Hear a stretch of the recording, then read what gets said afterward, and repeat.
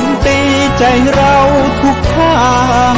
มีศีลมีธรรมเคียงข้างชีวิตพบทางสุขใจ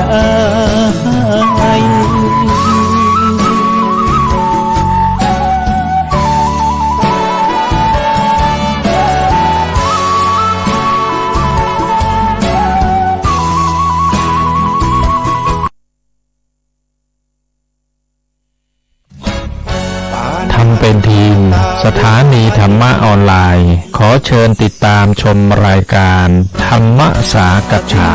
สนทนาธรรมตามการคุยทุกเรื่องทุกประเด็นเติมธรรมะให้หัวใจเติมอาหารใจเติมพลังใจให้ตนเองเป็นประจำทุกวันเวลา 20 นาฬิกาเป็นต้นไปโปรดกดปุ่มติดตามและกด Subscribe เมื่อทำเป็นทีมมาเราจะได้พบกันเพื่อรับฟังสารธรรมข้อคิดดีๆมากมายรับบุญง่ายๆด้วยการกดแชร์เผยแพร่เป็นธรรมทานสัพพทานังธรรมทานังชินาติการให้ธรรมะย่อมชนะการให้ทั้งปวงหนึ่งแชร์หนึ่งบุญมีค่าเท่ากับเผยแผ่ธรรมะให้กว้างไกลแชร์ไปมากยิ่งได้บุญมากเป็นการเปิดโอกาสให้คนได้รับฟังธรรมพบปัญญามีความสุขพ้นจากทุกข์ด้วยการฟังธรรมะมาทวงคำมันหมู่บ้านศีลห้าถือเป็นพันธะ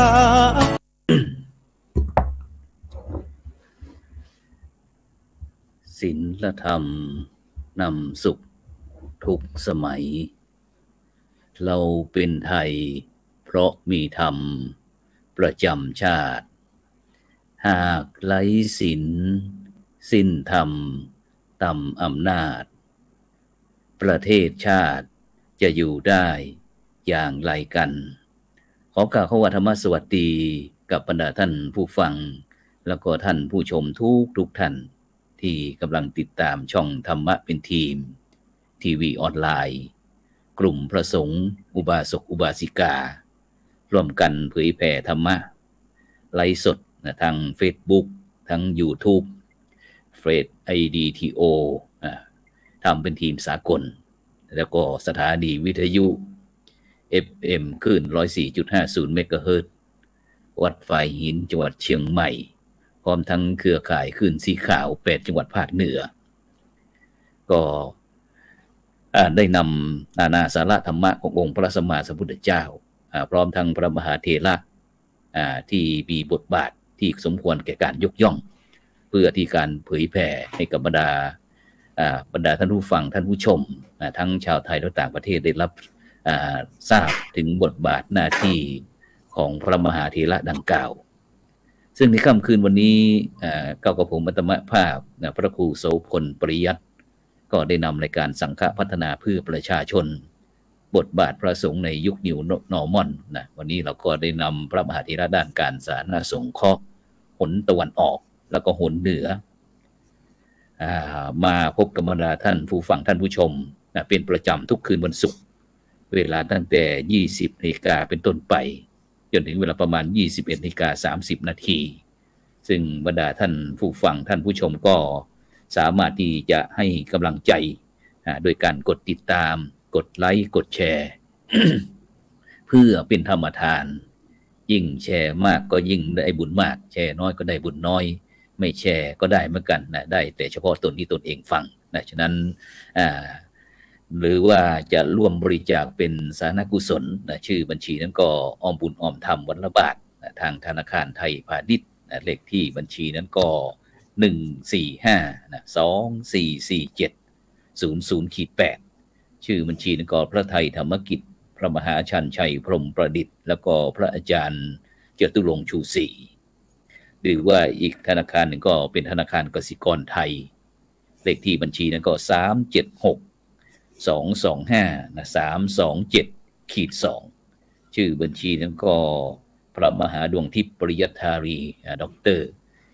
ซึ่งในค่ำคืนวันนี้นะก็ได้รับความเมตตาจากพระมหาเถระอันเป็นที่รู้จักเป็นบุญเป็นกุศลที่บรรดาท่านผู้ฟังท่านผู้ชมทั้งชาวไทยและก็ต่างประเทศที่ได้มีโอกาส พบกับพระมหาเถระดังกล่าวซึ่งในค่ำคืนนี้นั้นก็ได้รับความเมตตาทั้งสองรูปซึ่งรูปแรกนั้นก็จะเป็นหลวงพ่อพระครูพิสิทธิ์นะครับประชานาถนะครับดร.รองเจ้าคณะอำเภออัมพวานะครับเจ้าอาวาสวัดอินทารามอำเภออัมพวาจังหวัดสมุทรสงครามนะครับประสงค์และพัฒนาสาธารณสงเคราะห์กับพื้นที่ต้นแบบการสร้างสังคมสุขภาวะนะครับคณะสงฆ์ภาค15อนตะวันออกนมัสการครับหลวงพ่อครับผมสาธุครับครับสาธุครับนะครับหลวงพ่อได้ทักทายกับFC หน่อยครับหลวงพ่อครับก็ขอความดีงามจงบังเกิดมีกับพระมหาเถระพระเถระเพื่อนสหธรรมิกแล้วก็เจริญพรญาติโยมก็ไม่ได้มาพบโยมหลายเดือนแล้วครับก็ติดตามผลงานของธรรมะเป็นทีมเนี่ยเราก็ได้สาระประโยชน์มากมายเพราะนั้นก็ถือว่ารายการนี้เรตติ้งจึงมาแรงก็สนับสนุนแล้วก็ยินดีที่จะช่วยขอให้บอกมาแจ้งมาแต่ว่าส่งเสริมกิจกรรมของคณะสงฆ์ดีเนี่ยสาธุประมาณนี้ครับสาธุครับขอบพระคุณหลวงพ่อพระครูพิสิทธิ์ประชานาถครับดร.นะครับรองเจ้าคณะอำเภออัมพวาจังหวัดสมุทรสงครามครับส่วนรูปที่2ครับท่านอาจารย์พระครูประวิตรนะครับวรานุยุทธนะครับผู้ช่วยศาสตราจารย์ดร.นะครับจากมหาวิทยาลัยมหาจุฬาลงกรณ์และวิทยาลัยวิเขตเชียงใหม่นะครับเลขานุการมูลนิธิลุ่มน้ำโขงนะครับผู้ช่วยเจ้าอาวาสวัดสันดอกนะครับอำเภอเมืองจังหวัดเชียงใหม่นะครับประสงค์นักพัฒนาสาธารณสงเคราะห์กับพื้นที่ต้นแบบนะครับการสร้างสังคมสุขภาวะนะครับเขตปกครองคณะสงฆ์ภาค7หนเหนือครับนมัสการครับท่านอาจารย์ดร.ครับผมครับนมัสการครับผมครับผมครับการที่มนต์นะครับได้ทักทายกับบรรดาท่านผู้ฟังท่านผู้ชมสักนิดหนึ่งครับวันนี้ขอความเจริญในธรรมกับท่านผู้ที่กำลังรับชมรับฟังการถ่ายทอดไลฟ์สดในวันนี้เนาะคงจะได้มีโอกาสแลกเปลี่ยนเรียนรู้ซึ่งกันและกันนะครับครับผมครับสาธุครับต่อท่านอาจารย์ไปเลยครับท่านอาจารย์ครับรู้สึกว่าศาสนกิจวันนี้เห็นว่าเพิ่งเดินทางกลับมาถึงจังหวัดเชียงใหม่ท่านอาจารย์ไปศาสนกิจที่ไหนเอ่ยครับผมไปที่เชียงรายครับครับมีศาสนกิจอันใดเอ่ยครับที่เชียงรายก็ไปกิจที่จริงเป็นกิจส่วนตัวครับโยมพ่อครับแล้วก็เพิ่งกลับมา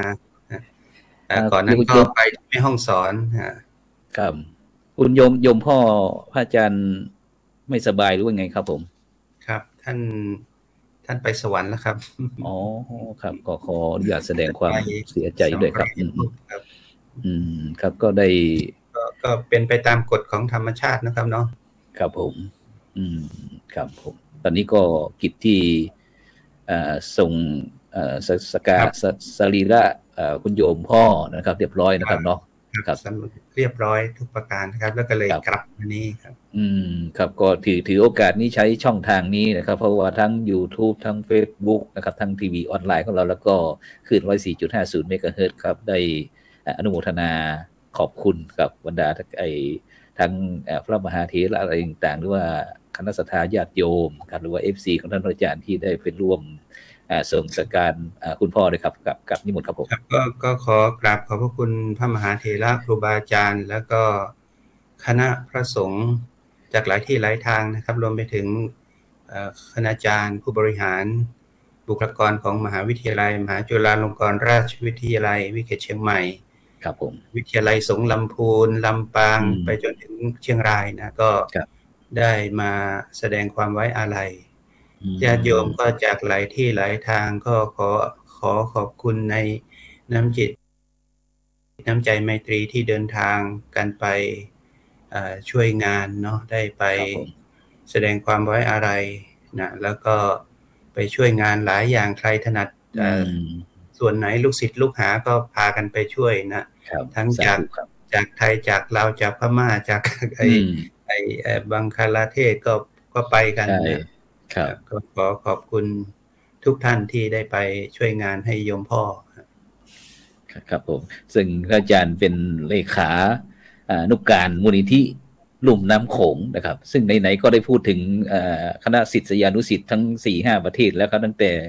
ประเทศจีนประเทศพม่าเชียงตุงเชียงรุ้งเมืองยองนะครับโอ้มาถึงเชียงรายเชียงแสนเชียงทองครับได้คุยถึงบทบาทมูลนิธิสักนิดหนึ่งครับอาจารย์ครับมีความเป็นไปมาอย่างไงครับกับมูลนิธิลุ่มน้ำโขงนี่ครับมูลนิธิลุ่มน้ำโขงจริงๆตั้งขึ้นตั้งแต่ปีพุทธศักราช 2548 นะครับผมเป็นการปราลบของสมเด็จอาญาธรรมที่อยู่ที่เชียงตุงกับตอนนั้นก็มีหลวงพ่อพระเทพโกศลเจ้าวัดศรีโสดาตอนนั้นหลวงพ่อเป็นรองอธิการบดีแต่ผมเป็นผู้อำนวยการสำนักวิชาการนะตอนนั้นก็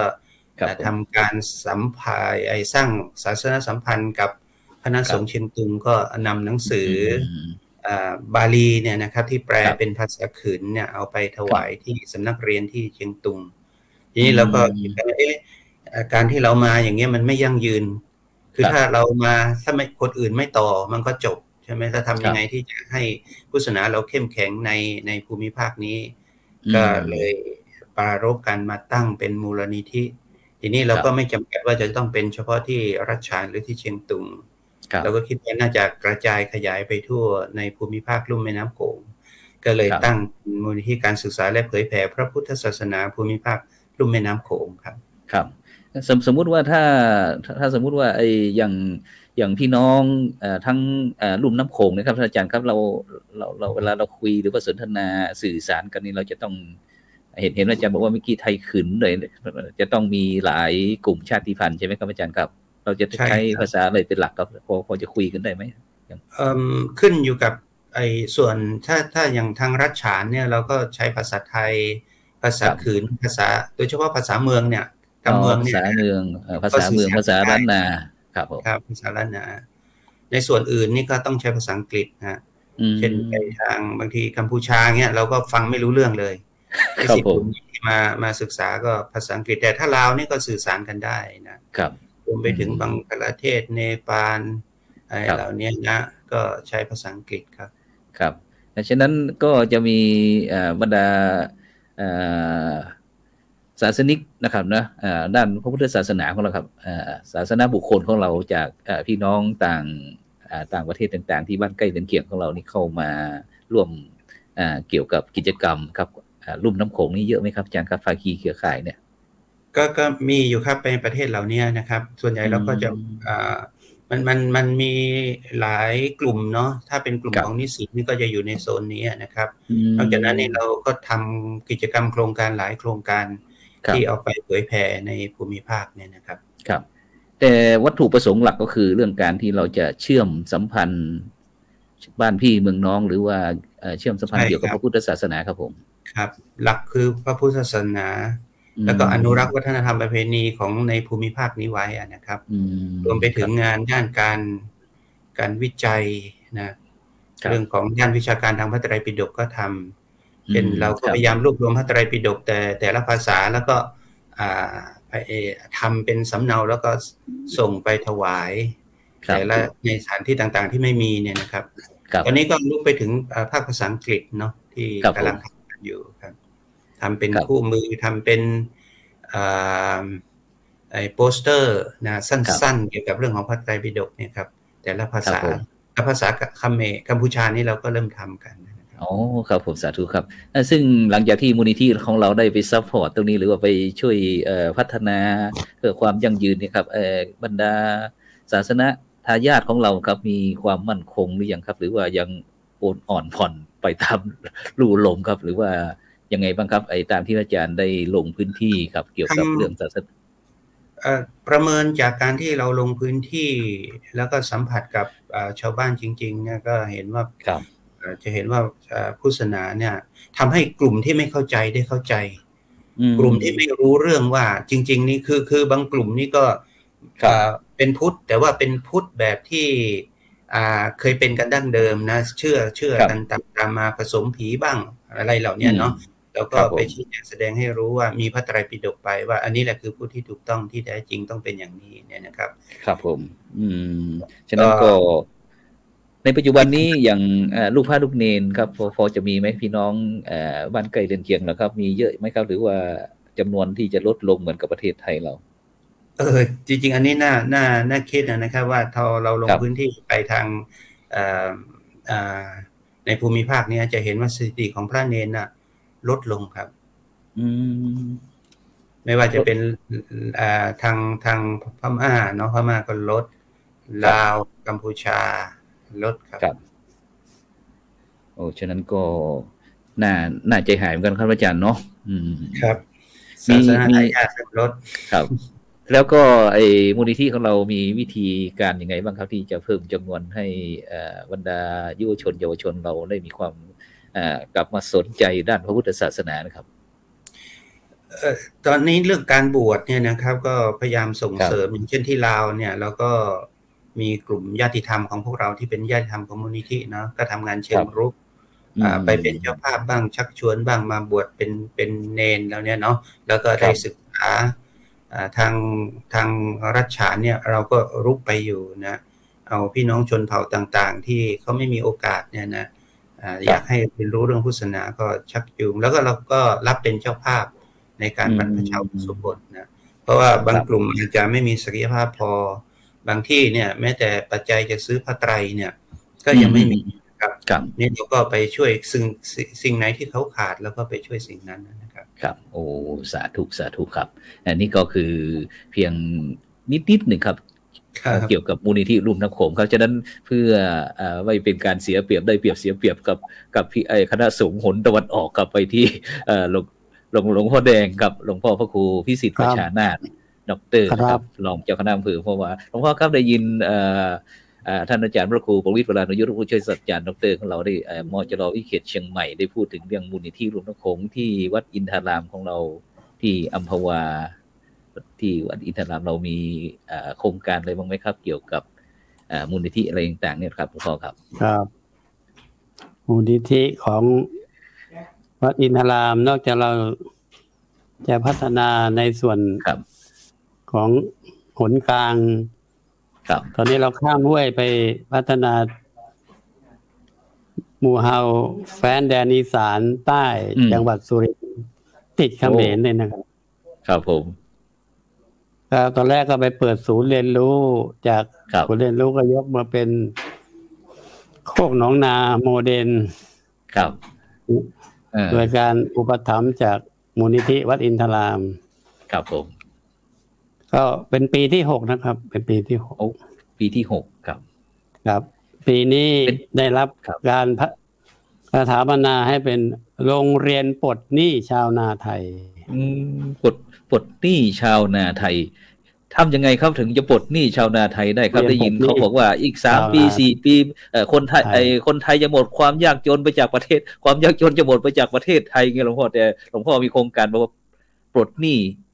ความยากจนเนี่ยครับหลวงพ่อมีขั้นตอนวิธีการยังไงครับช่วยขยายนิดหนึ่งครับผมครับ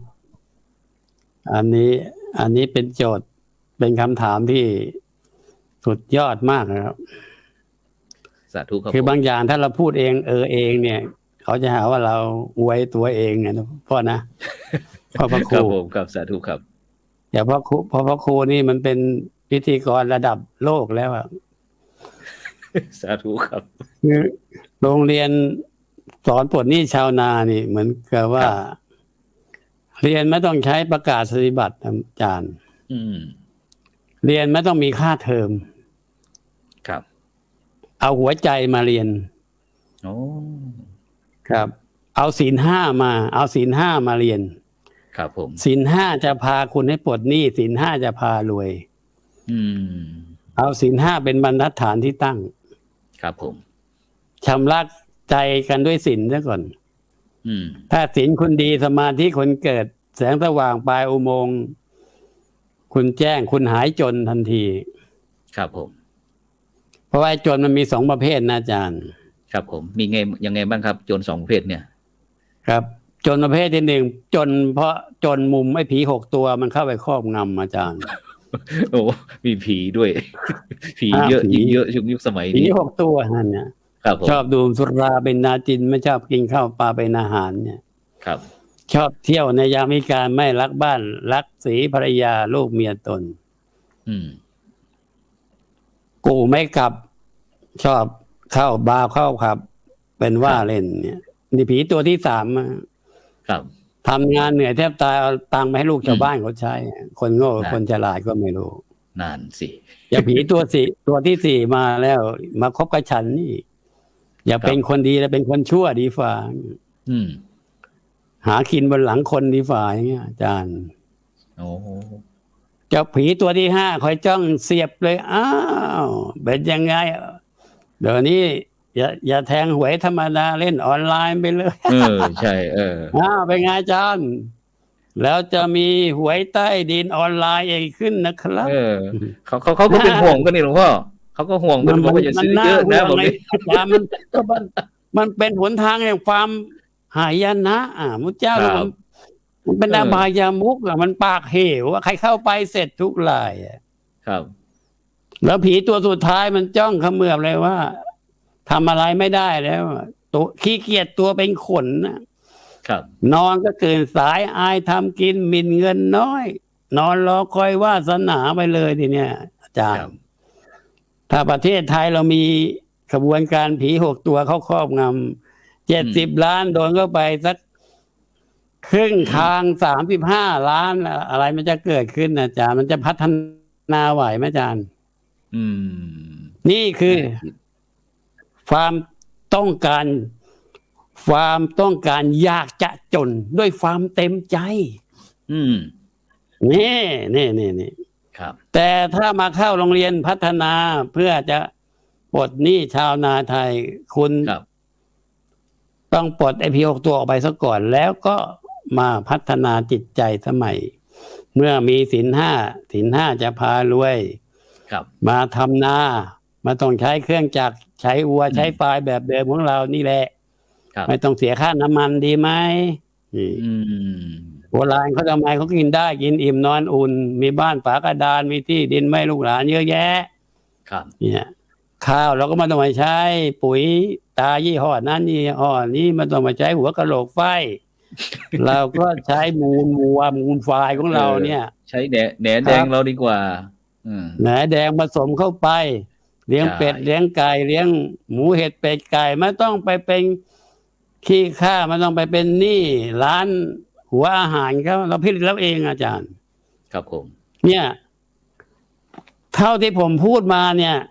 พอข้าวปลอดสารพิษมันกลายเป็นสินค้าโอท็อปที่ดีในจังหวัดสุรินทร์ความจริงแล้วสุรินทร์นี่ไม่ได้เพิ่งทำหลวงพ่อน่านท่านทำมาก่อนอาจารย์ครับผมพระครูพิพิธประชานาถทำหลวงพ่อน่านเนาะท่านเอาข้าวอินทรีย์จากจังหวัดสุรินทร์ไปขายทั่วโลกเลยนะอาจารย์ครับผมสาธุครับแต่พอท่านมรณภาพแล้วไม่มีใครสานต่อเนี่ยผมจับประเด็นตัวนี้ว่าแสดงว่าท่านปูพื้นฐานไว้แล้วเนี่ยครับผมเนี่ยผมก็เลยไปสานต่อมันเนี่ยเราต้องทำข้าวปลอดสารพิษกันเราชอบไม้ขายข้าวกิโลละ3 บาทซื้อมาม่ามาได้1 ซองไม่ได้ครับโลละ5 บาทขยับให้มันนิดนึงข้าวขยับขึ้นแล้ว7 บาทโลละเอาหอมมะลิชนะระดับโลกเอาไป10 บาทพอนั่นแต่ข้าวเหล่านี้เมื่อมาสีแล้วนะอาจารย์มันไม่ได้ราคาอย่างนี้ขนาดข้าวกระจอกยังโลละ25เลยอาจารย์ใช่25 ตันละ25,000แต่มันซื้อมา5 บาทแล้วมันจะจนไหมล่ะอาจารย์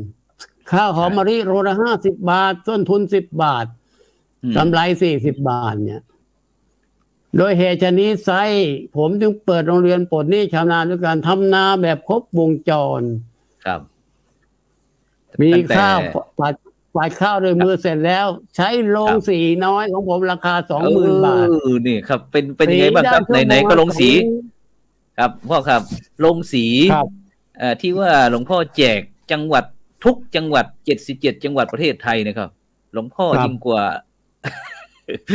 ไม่พลาดพิงแล้วเนาะหลวงพ่อคือยิ่งกว่าผู้น บริจาคลงสีครับหลวงพ่อครับคุยให้ฟังหน่อยครับโครงการครับเรื่องการปลดหนี้ก็โรงเรียนปลดหนี้ชาวนาผมก็ทำใจต่อเลยนะว่าครับโยมเราจะไม่ได้คิดเองนะหลวงพ่อเราถามชาวนาเขาเนี่ย เมื่อคุณจะกินข้าวคุณทำยังไงเขาก็ต้องเอาข้าวไปให้โรงสีจะเก็บค่าตรงว่าโลละกี่บาทแล้วแกบได้ไหมไม่ได้ลำได้ไหมไม่ได้ปลายข้าวได้ไหมไม่ได้โอ้ชาวนาก็ตายลูกเดียวแล้วเป็นไปได้ยากเพราะนาเนี่ยทำนาได้4 เดือนหยุดไป8 เดือนนะอาจารย์แล้วข้าวไม่มีอยู่ในยุ้งเลย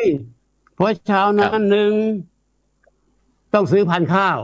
เชื่อเข้ามา2ค่ารถไถเชื่อเข้ามา3ค่าปุ๋ยเชื่อเข้ามาค่ายาเชื่อเข้ามาทุกอย่างเชื่อหมดนะอาจารย์ถึงเวลาเกี่ยวข้าวเสร็จเรียบร้อยฝ่ายรถไถก็ต้องมาทวงหนี้เขาฝ่ายปุ๋ยก็มาทวงหนี้เขาทกส.ธรณีการแต่งเขาก็มาทวงหนี้เขาว่าไปกู้เขามาเขาต้องเก็บดอกเบี้ยแล้วยังมีกู้นอกระบบอีก100 เดือนต้องจ่ายไงโอ้โหสรุปแล้วชาวนาพอจบนาแล้วก็ยังเป็นหนี้กับสั่งนะอาจารย์นาปีเป็นหนี้กับสั่งนะอาจารย์ครับเอาขยันหน่อยฟิตทำนาปังอีกสักรอบก็ยังเป็น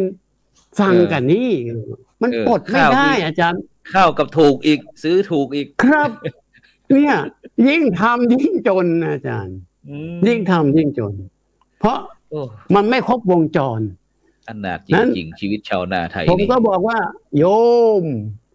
ฉันจะซื้อโรงสีน้อยให้โยมมันเป็นไปได้ยังไงหลวงพ่อฉันฝันมาแล้วโอ้วันนี้ฝันที่เป็นจริงเดี๋ยว3 วันโยมลงโทรศัพท์เท่าแก่ว่าเอาโรงสีน้อยไปให้หมู่บ้านนั้นเลยเงินคือพระเจ้าโอนตังเสร็จ20,000รุ่งขึ้นเร็วกว่าที่คิดโรงสีไปถึงแล้วนั่นผู้เฒ่าผู้แก่มารูปมาคำน้ำตาไหลพากเลยฝันผมเป็นจริงเนี่ย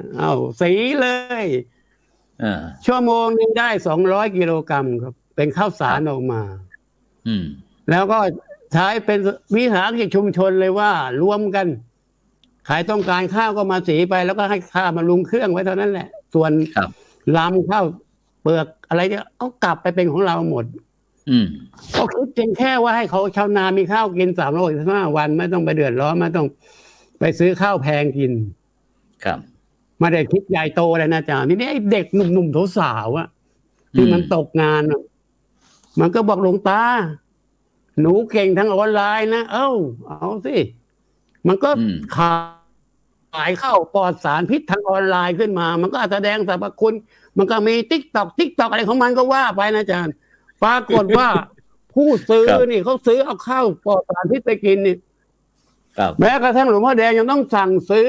เดือนละ100 กิโลเพื่อเอามาเลี้ยงพระเลี้ยงเนรเพราะข้าวปลอดสารพิษมันกินแล้วมันอร่อยมันมียางแล้วเรากินแล้วมันไม่มีสารก่อมะเร็งเนี่ยมัน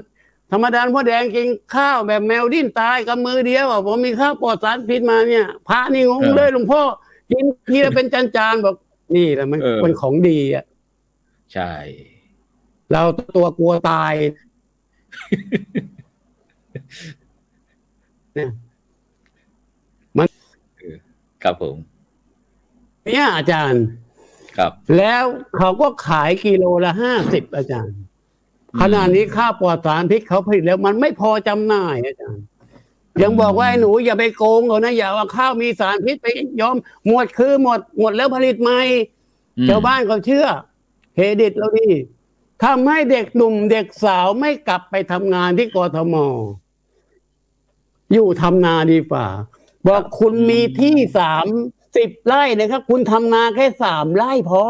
อีก7 ไร่ปลูกไม้ผลปลูกผักเลี้ยงปลาเลี้ยงกบเลี้ยงไก่เลี้ยงเป็ดโดยใช้แหนแดงกับขี้งัวนี่เลยคุณครับเขาบอกหลวงพ่อเรามี3 ไร่จะไปทัน10 ไร่ได้ไม่ทันแกก็ทำนาปีละ3 ครั้งสิข้าวมัน4 เดือนเกี่ยวได้ก็เหลืออีก4 เดือนก็เกี่ยวได้อีก4 เดือนก็เกี่ยวได้ 12 เดือนได้3 ครั้งครับโรงเรียนทำให้เดียวก่อนเลย ครับ ตอนแรกก็หาหลวงพ่อแดงปั่นเฟื่องมันทำได้ครบปีละ3 ครั้งครับ เท่ากับคนที่มีที่10 ไร่แต่อีก7 ไร่เนี่ยมันคือกำไรเลยครับเนี่ยเลยมันกลายเป็นโรงเรียนชาวนาเนี่ยโอ้โหแห่ไปดูกัน วันมีคนไปดูงาน ครับผม เยอะเพราะผมจ้างผู้จัดการไว้ให้เดือนละ15,000 บาทกินอยู่ในนั้นเสร็จเลยครับ รับอีกสักลูกไหมเนี่ย เนี่ยอาจารย์ ครับผม เนี่ยถ้ามีเรื่องอะไรด่วนประชุมผมก็ประชุมทางออนไลน์เหมือนเทศน์อาจารย์ฟังนี่แหละ เนี่ย ครับผม เนี่ยมีปัญหาด่วนปั๊บประชุมเลย ครับ แล้วตอนนี้โคกหนองนาครับหลวงพ่อที่จังหวัดสุรินทร์เป็นยังไงบ้างครับโคกหนองนาเรา ผมก็ถวายประมาณนี้ครับ เสริมโคกหนองนานี่ครับพ่อครับโคกหนองนาเป็นยังไงบ้างตอนนี้ติดตามหน่อย โคกหนองนานี่มันเป็นโครงการที่ยิ่งใหญ่ศาสตร์พระราชาครับ แล้วการทำงานสมัยก่อน เขาจะต้องเอาโฉนดเอาที่ดินตั้ง 3 ไร่ 7 ไร่ผมไปแปลและมุ่งเข้าไปแปลธาตุบอกหมดเลยว่าถ้าคุณคิดอย่างนั้นมันทำไม่ได้ เขามี 1 ไร่ก็ทำได้ เนี่ยไม่จำเป็น แล้วไม่ต้องใช้งบประมาณไม่ต้องรองบประมาณไม่ต้องเอางบประมาณของหลวงมาแบ่งกันกินเราทำด้วยใจคำว่าโคกหนองนาต้องทำด้วยใจนะอาจารย์มันไม่จะทำเด็ดแต่ไปคิดรองบประมาณนะมึงเอางบประมาณมาให้กูก็ผ่านขุดไปไม่มีน้ำกูก็เลิกรอเงินงวดใหม่มาอย่างนี้ไม่สำเร็จครับครับผมนโยบายหลวงพ่อแดงไม่เอาตังค์หลวงทำให้เห็นเลยทำเชิงประจักษ์มีน้ำมีป่ามีผลหมากรากไม้ทุกอย่างหมดปลูกทุกอย่างที่กินได้ขายทุกอย่างที่มันเหลือกินแล้วนั่นแหละคือโคกหนองนาคำว่าโคกหนองนาก็ต้องทำให้นามันมีน้ำทั้งปีครับผมทำได้ไหมหลวงพ่อแดงทำมาแล้วทำธนาคารน้ำใต้ดินทำธนาคารน้ำบนดินเนี่ยทำธนาคารน้ำเหนือดินเนี่ยจ้ามันทำได้แล้วอ่ะแล้วใครว่าอีสานแรงเนี่ยหลวงพ่อแดงค้านหัวชนฝาไปสิไปดูโรงเรียนปลดหนี้ชาวนาเนี่ยซื้อไร่ละ90,000 บาทไม่ถึงแสนด้วยเดี๋ยวได้ซ้ำนะอาจารย์ครับผมที่มันทำอะไรไม่ได้แล้วปลูกผักอะไรไม่ได้แล้วปลูกข้าวไม่ได้แล้วแต่มาอยู่กับหลวงพ่อแดง6 ปีนี่มันโอ้โหอุดมสมบูรณ์ผลหมากรากไม้ไม่เขียวก็เพราะมันมีน้ำนะอาจารย์ครับผมเนี่ยมันมีน้ำมันมีทางแก้ที่พ่อหลวงสอนไว้เนี่ยมันมีทางแก้หมดเนี่ยแต่ว่ามันอยู่ที่เราจะทำหรือไม่ทำเท่านั้นใช่ครับเนี่ยใช่ครับใช่ครับประมาณนี้ครับครับสาธุครับกับขอบคุณครับหลวงพ่อพระครูพิสิทธิ์ประชานาถครับไปที่ท่านอาจารย์พระครูประวิตรวรานุยุทธนะครับผู้ช่วยศาสตราจารย์ด็อกเตอร์นะครับที่วันนี้เมตตาครับอาจารย์ครับครับผมครับได้ยินหลวงพ่อด็อกเตอร์พระครูพิสิทธิ์ประชานาถแล้วท่านอาจารย์อยากจะเสริมอะไรกับท่านอาจารย์หลวงพ่อพระครูพิสิทธิ์แล้วเป็นเรื่องที่น่าอนุโมทนายิ่งที่พระเดชคุณหลวงพ่อได้ช่วยเหลือเนาะเป็นผู้นำและทำให้ชาวบ้านได้อยู่มีกินอย่างสมบูรณ์เนี่ยนะครับเป็นเรื่องที่ดียิ่งเพราะว่าได้ฟังหลวงพ่อว่าจนมี2 อย่างเนี่ยนะครับครับผมก็มันก็เหมือนทุกข์กันนะครับเนาะความจนก็เป็นความทุกข์ก็มี2 อย่างทุกทั้งในเรื่องของจิตใจเนี่ยมันก็ทุกข์นะครับเรื่องของกายถ้าไม่มีอยู่ไม่มีกินมันก็ทุกข์จริงพุทธองค์ก็ไม่ให้ทำนะถ้ายังท้องยังหิวอยู่เนี่ยก็ให้ทานก่อนที่จะให้ทำให้ทั้งให้ทานแล้วทั้งให้ทางนะคือให้หนทางชี้ช่องบ่งทางเนี่ยเนาะ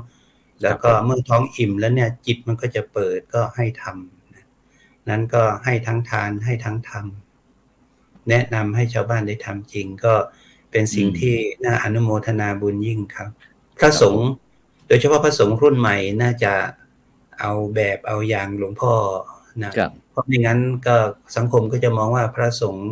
อยู่เฉยๆไม่ได้ทำอะไรนะฮะจริงๆยังมีพระสงฆ์ในสังคมไทยบ้านเราในอีกจำนวนมากที่ งานเพื่อพระพุทธศาสนาทำงานเพื่อสังคมแต่ว่ามันไม่มีสื่อที่มาตีแผ่ให้ดูแต่พอพระสงฆ์ทำอะไรนิดๆหน่อยๆนะบางรูปเนี่ยโอ้โหดังกันทั่วประเทศนะดังไม่ใช่ทั่วประเทศข้ามประเทศนะทั่วโลกเอาไปตีแผ่ไปหมดนะว่าแล้วก็คนไทยก็เป็นคนพุทธแล้วนี่แหละก็บอกว่าพุทธศาสนาเสื่อมแล้วเนี่ยนะจริงมันไม่ใช่เนาะยังมีพระสงฆ์อีกจำนวนมากทั้งสายที่สอนวิปัสสนากรรมฐานสอนกรรมฐานสายที่ทำงานสงเคราะห์สังคมอย่างเงี้ยก็มีจำนวนมากแต่ว่าไม่ได้รับการตีแผ่ให้สังคมได้รับรู้นะครับซึ่งเมื่อกี้ท่านอาจารย์ได้พูดถึงเรื่องศูนย์วิปัสสนานะครับพอดีไปสืบทราบมาครับพ้นข้อมูลบอกว่าเป็นท่านพระอาจารย์ได้ดูแลเกี่ยวกับที่สำนักศูนย์ปฏิบัติธรรมนานาชาตินะครับที่อำเภอสันทรายจังหวัดเชียงใหม่ของเรานะครับซึ่งก็มีพี่น้องทั้งชาวไทยและต่างประเทศนะครับได้เข้าไปปฏิบัตินะครับเป็นยังไงบ้างครับอาจารย์ครับคุยโครงการศูนย์ปฏิบัติธรรมนานาชาติให้ฟังสักนิดนึงครับมีความเป็นไปเป็นมาอย่างไรครับผมครับจริงๆผมเริ่มจากโครงการที่มีชาวต่างชาตินะครับเข้ามาถามปัญหาธรรมะคือเชียงใหม่เป็นเมืองท่องเที่ยวนะครับเนาะมีชาวต่างชาติพอเขามาแล้วเขาก็เห็นวัดวาศาสนาเห็นพระสงฆ์องค์สามเณรแต่เขาก็อยากจะรู้ว่าแล้วเหล่านี้คืออะไรพุทธศาสนาสอนอะไรปฏิบัติอย่างไรก็เดินก็ไปถามไกด์ก็ไม่สามารถที่จะตอบให้ชัดเจนเคลียร์ในประเด็นได้ก็เขาก็ว่าไปวัดสวนดอกเนี่ยนะพอมาถามวัดสวนดอกผมก็เกิดความคิดว่าเราน่าจะมีโต๊ะเล็กๆหรือห้องเล็กๆนะให้ชาวต่างชาติได้มาถามปัญหาธรรมะของเราเนี่ยคนเข้ามาถามแต่เราไม่มีคนตอบคือชาวต่างชาติเนี่ยมาถามพุทธศาสนาสอนอะไรปฏิบัติอย่างไรแต่หายากที่คนจะไปตอบผมก็เลยทำโครงการเอาพระมาสนทนากับชาวต่างชาติใช้คำว่ามองแชทครับผมมองแชทมาแชทกับชาวต่างชาติแล้วก็เราก็ฝึกพระเนาะพอทำไปมันก็เริ่มขยายทตอนนั้นก็มาดูงานแล้วก็มีแมกกาซีนอะไรต่างๆของต่างประเทศเนี่ยก็มาก็โรลลี่แพลเน็ตอะไรเหล่านี้ก็เอาไปลงในหนังสือของเขามีสื่อต่างๆในต่างประเทศเนี่ยก็เอาไปลงก็กลายเป็นว่าหลังจากนั้นนะก็มีชาวต่างชาติเนี่ยทยอยกันมาเยอะมากครับทีนี้ผมมีวิธีการหนึ่งคือเมื่อชาวต่างชาติมาสนทนาธรรมแล้วเนี่ยเราก็ให้เขาแสดงความคิดเห็นมีหนังสือไว้นะครับมีสมุดไว้หลังจากที่ทำประมาณ1 ปีเนี่ยผมมาอ่านเรื่อยๆนะครับอ่านข้อคิดเห็นของฝรั่งปรากฏว่ากว่า 80% ชาวต่างชาติบอกว่าอยากปฏิบัติธรรมเมื่อมาฟังคำสอนว่าพระพุทธเจ้าสอนอย่างนี้ต้องปฏิบัติอย่างนี้ถึงจะได้ผลอย่างนี้เนี่ยเขาก็บอกเขาอยากปฏิบัติธรรมทำไมท่านไม่เปิดให้มีการปฏิบัติธรรมด้วยเนี่ยผมก็ขออนุมัติมหาวิทยาลัยตอนนั้นนะครับหลวงพ่อวชิรสุดาเทพโกศลท่านเป็นรองที่การบดีก็อนุมัติให้ก็เลยเริ่มก่อตั้งโครงการของการสอนกรรมฐานให้กับชาวต่างชาตินะครับก็ทำมาเรื่อยๆไม่มีที่แล้วครับเป็นวิปัสสนาสัมภเวสีคือมีเราก็ขอไปเรื่อยนะครับเพราะที่มจรเราไม่มีสถานที่มันต้องเป็นที่สัปยะนะครับที่ไหนว่างเราก็ไปขออนุญาตวัดนั้นสำนักนั้นใช้ก็ตะเวนใช้ไปทั่วนะครับจนในที่สุดมหาอุบาสกอุบาสิกาของเชียงใหม่ท่านหนึ่งก็เป็นที่รู้จักกันในเชียงใหม่นะครับคือพ่อครูสมบูรณ์แม่ครูบุญชมกันทปาก็ถวายที่สาธุครับสร้างที่แม่โจ้ที่ว่าเมื่อกี้นะครับที่อำเภอสันทรายก็ตอนนี้ก็มีได้มา10 กว่าปีนะครับก็ฝรั่งเขาเยอะครับเฉพาะช่วงโควิดนี่เราก็งดนะครับแต่ก่อนที่สัปดาห์หนึ่งบางที50-60นะครับทุกวีคบางทีตีไปเกือบ100ฝรั่งแต่ละชาติแต่ละภาษาที่เข้าไปปฏิบัติเนี่ยนะครับครับผมก็ทำให้เขาได้เรียนรู้ว่านี่คือพุทธศาสนานะครับตอนนี้ก็เริ่มจะขยายจริงๆเราใช้คำว่าไอสารปฏิบัติธรรมนานาชาติเนี่ยไม่ได้หมายความว่าไม่ให้คนไทยเข้าปฏิบัติครับก็เราจะถามพอดีครับคนไทยเราก็มีนะครับคนไทยก็มีใช่ไหมครับอาจารย์ครับมีเยอะกว่าหมายถึงว่าเราจัดการในด้านการบริการยังไงครับอาจารย์ครับทั้งชาวไทยและต่างประเทศเนี่ยเราจัดบริการให้เขาอย่างไงครับหรือว่า มีวิ บ ธี ริ กา การ ร นี่ ขั้ ห น มาย ต ค อน วามว่าไงครับก็ ที่ผู้ที่จะเข้าไปปฏิบัตินะครับนะครับ สำหรับชาวต่างชาติเนี่ยเราจะฟิกไว้เลยครับทุกวันอังคาร อืมครับ ครับแต่คนไทยนี่แล้วก็จะมีการจัดกันเป็นช่วงๆเป็นกลุ่ม ส่วนใหญ่ก็จะเป็นคอร์ส3 วันระยะสั้นสำหรับผู้ที่เริ่มใหม่เนาะแล้วก็ ครับ คอร์ส7 วันนะครับ ครับ อันนี้สำหรับคนไทยแต่ชาวต่างชาตินี่ตอนนี้ก็จะคิดว่าหลังโควิดเนี่ยตอนนี้มันเริ่มทยอยกันมาแล้วครับชาวต่างชาติก็จะ ครับ แล้วก็มีคนที่ต้องการช่วงโควิดเนี่ยถ้าอาจารย์พระครูเราต้องถึงกับ ครับ สอนออนไลน์นะครับให้ลูกศิษย์ ครับผม ครับสอนกรรมฐานออนไลน์ ก็ได้ผลดีครับเขาก็อยู่ที่คือเขาก็บางทีก็ไปไหนไม่ได้นะครับเนาะเหมือนกับบ้านเราในช่วงที่การแพร่ระบาดของไวรัสโควิดที่มันหนักๆเนี่ยทุกคนก็ปิดบ้านปิดเมืองกันเนี่ยเขาก็เครียดกันแล้วฝรั่งเนี่ยเขาไม่ได้มีความรู้ในเรื่องของการฝึกหัดพัฒนาจิตนะครับก็อาศัยให้ลูกศิษย์ที่เขาถนัดในเรื่องของสื่อออนไลน์เป็นคนจัดการแล้วก็ลูกศิษย์ที่เก่งด้านภาษาแล้วก็เก่งในเรื่องกรรมฐานเนี่ยก็สอนออนไลน์มีการสอบอารมณ์กันออนไลน์เนี่ยนะครับเขาก็อยู่ประเทศของเขาปฏิบัติกันแต่ตอนนี้เนี่ยมันเริ่มคลี่คลายก็เปิดประเทศแล้วก็เริ่มเข้ามาแล้วครับมี one day retreat คือปฏิบัติที่เขามีเวลาสั้นๆเนี่ยก็ให้1 วันตั้งแต่8 โมงเช้าจนถึง5 โมงเย็นเนี่ยนะครับเขาบอกเขาอยากศึกษาเบื้องต้นแล้วก็เปิดให้ครับครับหมายความว่าไปกลับหรือว่าเรานอกจากที่ถ้าสมมุติว่าอย่าง3 วัน7 วันเงี้ยครับเรามีเรื่องที่พักหรือว่าอาหารการการฉันการกินบ้างไหมครับอาจารย์ครับมีพร้อมครับที่สำนักปฏิบัติธรรมนี่เรามีโรงครัวมีแม่ครัวมีห้องพักอยู่คนได้เกือบ200 คนครับครับตอนนี้ช่วงโควิดนี่ผมก็สร้างเพิ่มอาคารอีกหลังหนึ่งเพราะรองรับของญาติโยมที่เป็นคนไทยเนาะครับผมสำหรับคนต่างชาติก็แยกไปอีกอาคารหนึ่งนะครับก็อาหารการกินแต่ว่าจะเป็นมังสวิรัตินะครับที่สำนักปฏิบัติธรรมก็มีห้องพักให้พร้อมนะครับครับผมถ้างั้นก็ตอนนี้ถ้าหลังจากที่โควิดตอนนี้เริ่มปกติแล้วนะครับถ้ามีผู้สนใจนี่สามารถที่จะติดต่อทางพระอาจารย์อย่างเบอร์โทรศัพท์0895563313นี่ได้เลยนะครับอาจารย์เนาะครับได้เลยครับเบอร์โทรศัพท์ที่วิ่งข้างล่างเนี่ยอย่างนั้นก็บรรดาท่านผู้ฟังท่านผู้ชมก็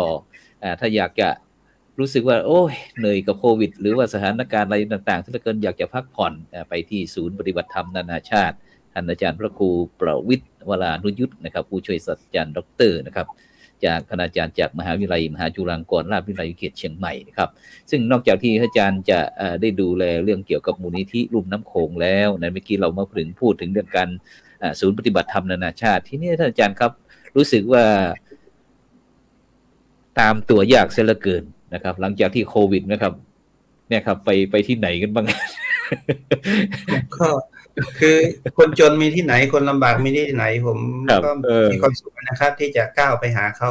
ที่จะอย่างน้อยไปหยิบยื่นอะไรเล็กๆน้อยๆให้เขาเนาะเขาได้เห็นเขาบางคนอาจจะไม่เคยเห็นพระกาสาวพัสนะมีคนบางคนบอกว่าเอาของไปให้อย่างนี้บางทีมันไม่ยั่งยืนแต่ผมกลับมองว่ามันไม่ยั่งยืนในมิติที่บอกว่านมกล่องหนึ่งเขากินเด็กมันกินแป๊บเดียวมันก็หมดแต่ว่ามันยั่งยืนในจิตใจของเขาไม่เคยกินอ่ะเขาไม่เคยได้แต่เขาได้เขาก็เห็นว่ามีพระสงฆ์เดินมาให้เขานะ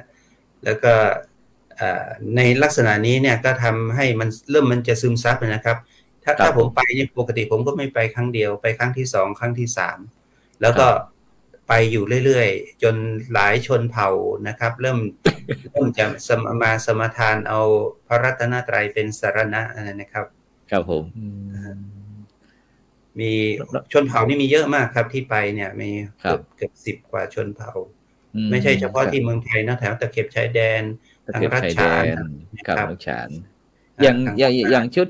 อย่างคุณยายที่ชุดสีดำๆนี่เป็นเผ่าอะไรครับอาจารย์ครับอันนี้เขาเรียกว่าเผ่าแอนครับที่ประเทศไทยจะไม่มีคนเผ่าแอนนี่เขาจะนิยมชมชื่นในสีดำครับเสื้อผ้าอาภรณ์สีดำแม้แต่ฟันเขาก็ทำให้ด ถ้าตำแล้วนี่เขาจะบอกว่าดูดีนะครับ โอ้ครับผมนอกจากมีเผ่าแอนแล้วก็อาจารย์ลองคุยให้ฟังหน่อยครับตามที่อาจารย์ได้ลงไปแต่ละพื้นที่นะครับได้ไปเจอพี่น้องกลุ่มชาติพันธุ์ที่นับถือพุทธศาสนามีเผ่าอะไรบ้างครับผมมีพวกเผ่าแอนก็มีมูเซอร์นะครับมีว้ามีอาคาแล้วมีเขาเรียกว่าดาราอั่งเนาะหรือปะรองดาราอั่งครับผมครับแล้วก็มีปากกยอมีกะเหรี่ยงอันนี้นี่น่าจะเป็นมูเซอร์นะครับว่าพอผมไปแล้วก็ไปเห็นสภาพอะไรบางอย่างที่เราช่วยได้เราก็ช่วยหยิบยื่นเหมือนที่หลวงพ่อทำเนี่ยนะครับก็อย่างเช่นนี้ก็ไปช่วยสร้างบ้านมันจะพังแล้วนี่ครับเราก็ไปสร้างบ้านนะใช่ครับทำโครงการต่อเนื่องคือไอโครงการบรรพชาสามเณรเพื่อสืบต่ออายุพุทธศาสนาเนี่ยก็เอาเด็กๆชนเผ่าเหล่านี้นะครับอายุกี่ขวบครับเนี่ย3 ขวบ 5 ขวบเหรอ5 ขวบก็มีครับอย่างน้อยก็ให้เขาได้สัมผัสได้เรียนรู้อยู่ในกฎระเบียบวินัยนะครับครับซึ่งเพราะว่าเหมือนโบราณที่ว่าไม้อ่อนนี่ดัดง่ายเนาะไม้แก่เราก็เริ่มซึมซับตั้งแต่เด็กๆเนี่ยไปนะครับอันนี้ก็เป็นที่โครงการสร้างบ้านให้กับคนยากจนอนาถาจริงๆนะครับบ้านก็จะพังเขาไม่มีโอกาสนะมันไม่ใช่ว่าด้อยโอกาสเราไม่มีโอกาสเลยแล้วคนมันก็เป็นวิธีการนะครับเราก็เอาชาวบ้านที่เขามีความรู้เนี่ยเอาไปช่วยเขาก็มีส่วนแห่งบุญตรงนี้ด้วยนะครับญาติโยมที่แล้วถ้าอย่างอุปกรณ์อะไรต่างๆหรือว่าปัจจัยในทุนการก่อสร้างเนี่ยครับอาจารย์มูลนิธิหรือว่ามีผู้ที่มีจิตเป็นบุญเป็นกุศลได้ร่วมบริจาคส่วนใหญ่ก็ญาติธรรมญาติโยมก็จะเป็นเจ้าภาพครับส่งร่วมกันร่วมบุญกันนะครับครับผมน้อยๆก็ช่วยกันร่วมบุญครับนี่เป็นโครงการเกี่ยวกับเรื่องของสงเคราะห์คนแก่นะครับที่ไม่มีลูกไม่มีหลานไม่มีญาติพี่น้องเลี้ยงดูนะครับส่วนใหญ่ก็อยู่แถบตะเข็บชายแดนนี่มีเยอะครับครับก็อยู่อย่างลำบากนะครับมีโซล่าเซลล์ด้วยครับไทยคือไม่มีไฟฟ้าเนี่ยส่วนใหญ่ที่ไปนี่จะไม่มีไฟฟ้าไม่มีสัญญาณโทรศัพท์นะครับเนาะก็อยู่อย่างลำบากก็ทำโครงการมอบโซล่าเซลล์ไม่ใช่เฉพาะให้ชาวบ้านนะครับวัดเราก็มอบวัดที่อยู่ห่างไกลถิ่นทุรกันดารเนี่ยนะครับข้าวสารอันยายนี่อายุ100แล้วนะครับแกบอกว่า110ตามองไม่เห็นแล้วนะอย่างนี้เราก็ไปช่วยนะครับยังมีชีวิตอยู่ครับแต่ไม่มีคนเลี้ยงดูอันนี้ครับลำบากซึ่งบางคนก็มีบัตรอยู่แต่ไม่ใช่บัตรประชาชนเราเรียกว่าบัตร10 ปีอะไรอย่างเงี้ยเนาะทางเนี่ยก็จะมีนะก็กลุ่มนี้ก็จะไม่ได้รับสวัสดิการนะครับมันเหมือนกันเด็กด้อยโอกาสตอนนี้ก็ช่วยสร้างบ้านเด็กกำพร้านะครับที่ศูนย์อพยพที่อำเภอเวียงแหงสร้างเสร็จแล้วก็ต้องช่วยอุปถัมภ์เลี้ยงดูอีกนะก็มีเด็กอยู่เยอะนะครับเด็กด้อยโอกาสนะครับโอ้ครับผมแล้วก็นี่เป็นในโครงการถวายพระไตรปิฎกในภูมิภาคลุ่มแม่น้ำโขงเนี่ยนะครับ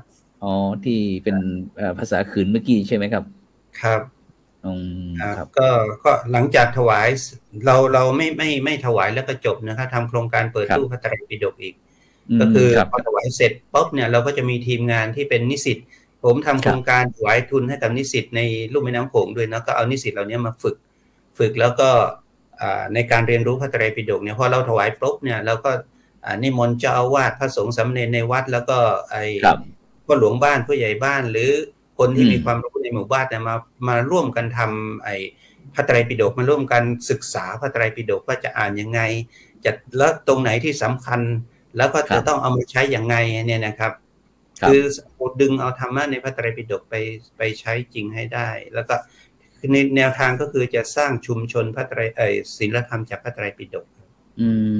ครับซื้อผ้ามือสองของเหลือใช้อย่างนี้นะครับเอาไปแจกผ้าห่มเนี่ยที่คนที่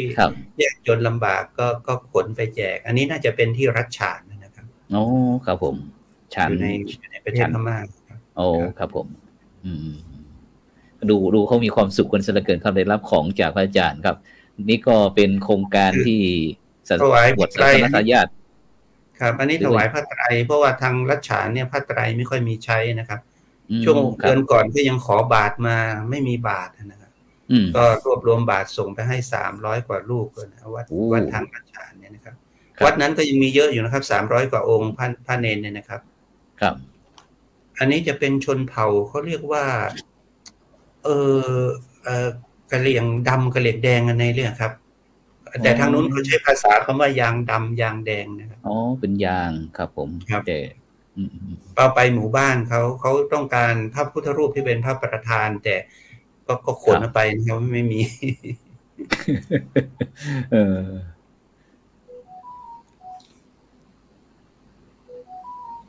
ครับก็อาศัย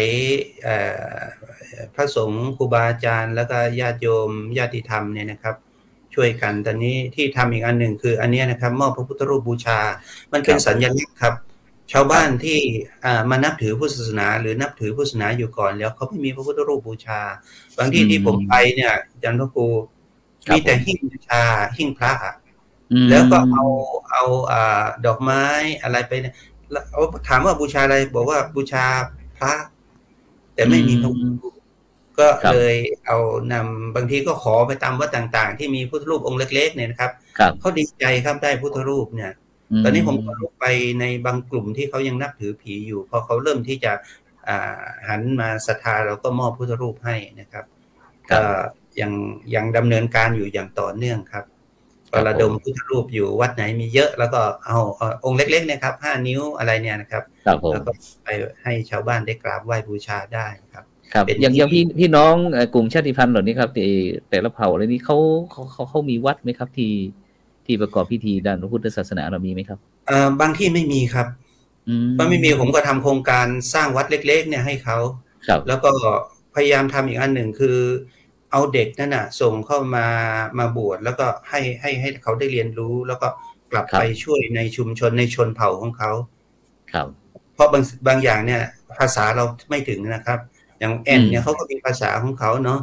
ดาราอ้างก็มีภาษาของเขาพวกว่าพวกมูเซอร์เนี่ยต้องเอากลุ่มนี้นะครับมาบวชแล้วก็ศึกษาธรรมแล้วก็กลับไปเผยแผ่นะครับครับมีอันนี้ช่วงโควิดนะครับช่วงโควิดนี่ทางถ้าเราทราบกันเนี่ยทางเชียงใหม่นี่จะมีกลุ่มชาติพันธุ์อยู่เยอะมากแล้วก็ครับผมลำบากมากครับเขาตกงานแล้วนี่แล้วก็เขาก็ไม่ได้รับสวัสดิการเพราะว่าเขาเป็นเหมือนชาวครับแล้วก็ส่งอะไรเหล่านี้นะครับไปแจกให้เขาได้อยู่ได้กินยังชีพไปครับผมทำมาตลอดในช่วงโควิดเนี่ยนะครับครับฉะนั้นอาจารย์ครับอย่างในนี่บรรดาท่านผู้ฟังท่านผู้ชมก็คงจะได้ยินที่อาจารย์ดร.พระครูประวิตร วรานุยุทธผู้ช่วยศาสตราจารย์จากที่เลขามูลนิธิลุ่มน้ำโขงหรือว่าผู้อำนวยการศูนย์ปฏิบัติธรรมนานาชาติคณาจารย์จากมหาวิทยาลัยมหาจุฬาลงกรณราชวิทยาลัยวิเขตเชียงใหม่นะซึ่งอาจารย์บอกว่าเสียดายเวลานะว่าจะหายใจทิ้งไปเฉยๆนะแม้กระทั่งสถานการณ์โควิดอะไรต่างๆเนี่ยอาจารย์ก็ไม่แต่ผู้จัดเองนะผู้ดำเนินการเองก็พยายามติดต่อประสานงานพระอาจารย์ตลอดนะเพราะว่าพระอาจารย์ถือว่าเป็นเพชรเม็ดงามอีกเม็ดหนึ่งนะของคณะสงฆ์ภาค7ของเราที่สื่อต่างๆส่วนมากเขาจะไม่ค่อยสนใจนะพระอาจารย์เนาะว่าจะอย่างทำงานอย่างหลวงพ่อหรือว่าพระมหาเถระอะไรต่างๆเนี่ยข่าวที่ข่าวไล่นี่โอ้โหจีปะทะนะครับฉะนั้นไปที่หลวงพ่อแดงครับผมหลวงพ่อพระครูพิสิทธิ์ประชานาถครับได้ยินบทบาทของพระสงฆ์นักพัฒนาสาธารณสงเคราะห์กับพื้นที่ต้นแบบการสร้างสังคมสุขภาวะที่ตามตะเข็บชายแดนครับหลวงพ่อครับเป็นยังไงบ้างครับหลวงพ่อครับได้ยินแล้วชื่นใจไหมหรือว่าอยากจะมาร่วมด้วย การนิมนต์ครับพ่อครับเสริมเติมเต็มหน่อยครับผมฟังแล้วผมเห็นแล้วเนี่ยผมตื้นตันใจเพราะพระสงฆ์ไทยเรานี่ไม่ได้พัฒนาแต่วัตถุยังเอาธรรมะเข้าไปประกอบมันเข้าหลักกระถาภิกขเวน่าส่งเสริมครับน่าส่งเสริมเพราะว่าผมก็พัฒนาแต่ในถิ่นที่เจริญนี่ที่ไม่เจริญผมก็เคยไปนะที่ท่านพระครูท่านดำเนินผมไปที่จังหวัดน่านจังหวัดน่านผมไปจังหวัดน่าน ครับ แถวภูคาเนี่ย อ๋อ ก็ยัง ครับ ไป ผม เจอหมู่บ้านที่เขายังไม่เคารพพระเขาเคารพผีอะ อ๋อครับผม เขาเลื่อมใสผีมากกว่าพระครับ เนี่ยแล้วโอ้ถ้าเรามีบุญญาธิการมีบุญบารมีมากเนี่ย ครับ เราต้องไปโปรดคิดนะครับ คิด เนี่ยคิดไอ้ที่เรียนด็อกเตอร์เนี่ยก็หวังจะไปโปรดที่เขา ครับ ยากลำบากกว่าเราไม่ได้คิดจะไปโปรดแค่นั้นนะอาจารย์เรามองคิดว่าเราควรจะไปโปรดอย่างยูกันดาอะไรพวกเนี้ยตอนนี้อย่างยูเครนเนี่ยน่าจะไปโปรดเพราะว่าเขาอดอยาก ครับผม โดนระเบิดบึ้มเนี่ย นมก็ไม่มี อืม จะกินเนี่ย เด็กเล็กแดงๆเนี่ย ครับ เนี่ย เพราะว่าเรามองดูแล้วว่าประเทศไทยเนี่ย ก็พัฒนาแต่มันพัฒนาอยู่แต่ไอ้จงที่เจริญนะมันไปไม่ถึงนะเนี่ยอาจารย์ มันไปไม่ถึงนะผมเห็นภาพแล้วโอ้โหไปไม่ถึงนะเนี่ย ครับ เนี่ยวัดที่เขามีสังฆทานเยอะๆนะอาจารย์โอ้โห ครับ เอารถ10 ล้อไปบรรทุกได้อ่ะเนี่ย อืม ถ้าให้เขามองในส่วนนี้บ้างเนี่ยเขาจะเป็นกำลังใหญ่ให้กับท่านพระครูอย่างสง่างามเลยเนี่ย อืม เนี่ยผมจะเอาข่าวนี่ไปบอกกล่าวเล่าแจ้งไอ้วัดที่เขาได้สังฆทานไม่รู้จะไปไหนหวัดไหวเนี่ยบอกว่า ผมมีช่องทางระบาย ให้พระเดชพระคุณแล้วเนี่ย ได้เห็นงานแล้ว มันช่วยได้เลยครับสังฆทานเนี่ย ครับ จะเก็บไว้ทำไมอ่ะ เอาไว้มันก็หมดอายุเนี่ยเอามา ใช่ ช่วย เนี่ยผ้าจีวร บางวัดนี่โอ้โหจีวรเป็นตั้ง400-500 ไตรเนี่ย เอาไว้ทำไมอ่ะเอาไว้ทำไม ตอนนี้ผมยังทำโครงการผ้าไตรจีวรมือสองนะครับ คือ มือสองครับผมบอกครับไม่ใช่ใหม่ๆนะมื คือ อ ไป สอ เห็ ง นที่พระเนนบางที่ที่อยู่ไกลๆบนดอยเนี่ยครับ ทางรัช ครับ ฉานหรือทางพม่าไม่มีผ้าไตร ครับ จีวรห่มหรือมีก็ ครับ เก่าๆขาดๆเนี่ยครับ ผมก็ขนไปบางทีก็ไปขอบริจาคแถวเชียงใหม่นี่นะครับ สังฆทานอย่างที่หลวงพ่อว่านี่โอ้โหถ้าได้ไปนี่ ให้ชาวบ้านให้เขาที่ขาดแคลนเนี่ยเป็นเขามีค่ายิ่งครับ ครับ เดี๋ยวพรุ่งนี้หลวงพ่อพระพรหมเสนาบดีจะมาเทศน์งานศพที่วัดผมตอนค่ำ1 ทุ่มเนี่ย ผมจะรายงานท่านเลยว่า ผมอยากจะไปสนับสนุนโครงการท่านพระครูเมื่อคืนนี้ผมเจอกันแล้วเนี่ยงั้นก็ท่านพระครูก็ต้องส่งไลน์มาให้ผมเลย เพราะว่า ครับ สมัครพรรคพวกผมเยอะ อืม ที่อุดมไปด้วยสังฆทานเนี่ย เยอะเนี่ยเดี๋ยวผมจะบอกเขาให้ ครับ สังฆทาน บางคนก็รื้อศาลาเอาไปให้ช่างมันประมูลเอาไปขายอีกทีเนี่ยผมเนี่ยเอามาช่วยโอ้โห อืม มันได้เยอะครับ ผมมองโอ้โหคนจนเนี่ยได้บ้านน้อยไปสักหลังนี่มัน มัน ศึกพิเศษ มัน เลย จะ ครับ เป็น เนาะ หนี้บางคนศาสนาอย่างเช่นที่ว่าจะต้องบอกหนี้ไหนว่าบุตรได้พระเจ้าไม่ช่วยนี่ไงแล้วเนี่ยโอ้โหเนี่ยแล้วนั่นไม่ใช่แค่นั้นนะอาจารย์เนี่ย การศึกษาพระเราก็แออัดแต่อยู่ในที่เจริญทำไมไม่ไปโปรดอย่างหลวงพระครูแกบ้างอ่ะนะเนี่ย อืม นี่ผมมองเห็นเลยแล้วโอ้ ครับ เนี่ยมันสิ่งเหล่านี้พระเราต้องถือว่าเป็นผลงานชิ้นบัวแดง ครับผม พระต้องเข้าไปมีส่วนร่วมไปร่วมกันคิดร่วมกันทำร่วมกัน ครับ พัฒนาในที่สุดพุทธศาสนาเราก็เจริญเหมือนอย่างท่านพระครูบอกว่า สอนเป็นภาษาอังกฤษให้ฝรั่งปุ๊บเนี่ยฝรั่งว่าอ้าวทำไมไม่เปิดวิปัสสนาให้ฝรั่งนั่งกรรมฐานอันนี้เป็นแนวเดียวกับสมเด็จวิริยังที่ท่านทำนะครับ ครับ พลังจิตานุภาพเนี่ยแล้วถ้าไม่ได้สอนลึกซึ้งหายใจเข้าพุทหายใจออกโทหายใจเข้าพุทหายใจออกผมได้หลักเนี่ยผมก็เอามาสอนทางไลน์เนี่ยปรากฏว่าโยมบอกว่าเป็นไงโยม เอาวันละ8 นาทีพอเพราะว่าทำวิจัยกันมาแล้วว่าตั้งสมาธิ8 นาทีเนี่ยไอสารเอโนฟินสารแห่งความสุข มันจะเต้นมันอยู่ข้างซ้ายซีกซ้ายของเราเนี่ย มันอยู่หัวคิ้วนั่นแหละ ครับ8 นาทีมันเต้นแล้ว ถ้าทำเช้าได้เช้าเลยทำเย็นได้เย็นทำค่ำได้ค่ำมัน เมื่อสารความสุขมันเต้นมันแสดงปฏิกิริยามันก็อยากจะทำความดี ครับ โยมเชื่อไปทำนะครับปรากฏว่าโอ้โหหลวงพ่อเป็นยังไงล่ะโยมประสบความสำเร็จโกรธพ่อแม่มา3 ปีอาจารย์ ครับ แบ่งสมบัติไม่เท่ากันน่ะชาตินี้เราจะไม่เผาผีกันน่ะ ขนาดนั้นนะโยม ตัดพี่ตัดน้องเลยใช่ไหม พ่อไปได้เดือนเดียว จิต เออ มันฟ้องเลยว่าเรานี่ทำผิดเรานี่ทำผิดไปโกรธได้ไงพ่อแม่มีพระคุณกับเรากลับไปขอเข้ามา ครับ เดี๋ยวนี้แฮปปี้แอนดิ้งคุยกับพ่อแม่อย่างสนิทสนมใจเนี่ยด้วยหลักกรรมฐาน8 นาทีเนี่ย ครับ นี่เนี่ยผมมันนี่แหละครับ เนี่ย ครับ อาจารย์พระครูทำถูกแล้วครับทำต่อไป ครับ ผมให้กำลังใจ ส่ง ครับ ไลน์มาให้ผม เดี๋ยวผมจัดให้ ครับ ใส่10 ล้อไปเลย เนี่ย นั่น ขนาดวัดแถวภาคเหนือไม่มีหีบโรงเย็นน่ะ ครับ ผมยังส่งไปให้ตั้ง20-30 วัดไปแล้วอาจารย์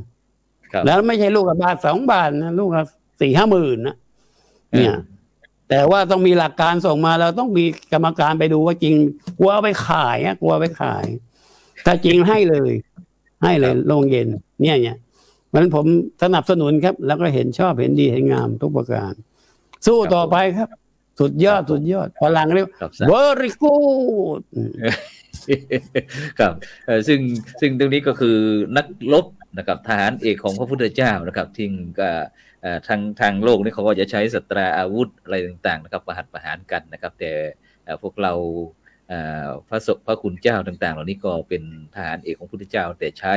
ปัญญาวุฒโธนะครับในการที่จะแก้ไขปัญหาสารพันต่างๆให้กับบรรดา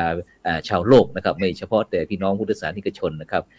พอเดินทางเข้ามาถึงท่านอาจารย์พระครูประวิตร วรานุยุตเราไม่ได้เลือกนะครับว่าเป็นคนนั้นเป็นคนนี้เป็นคนนั้นเป็นพวกฉันพวกแกพวกเราเป็นเพื่อนกันหมดครับเป็นเพื่อนร่วมโลกนะครับฉะนั้นนอกจากที่ท่านอาจารย์พระครูประวิตร วรานุยุตจะได้ทำอยู่แล้วก็ยังมีหน่วยงาน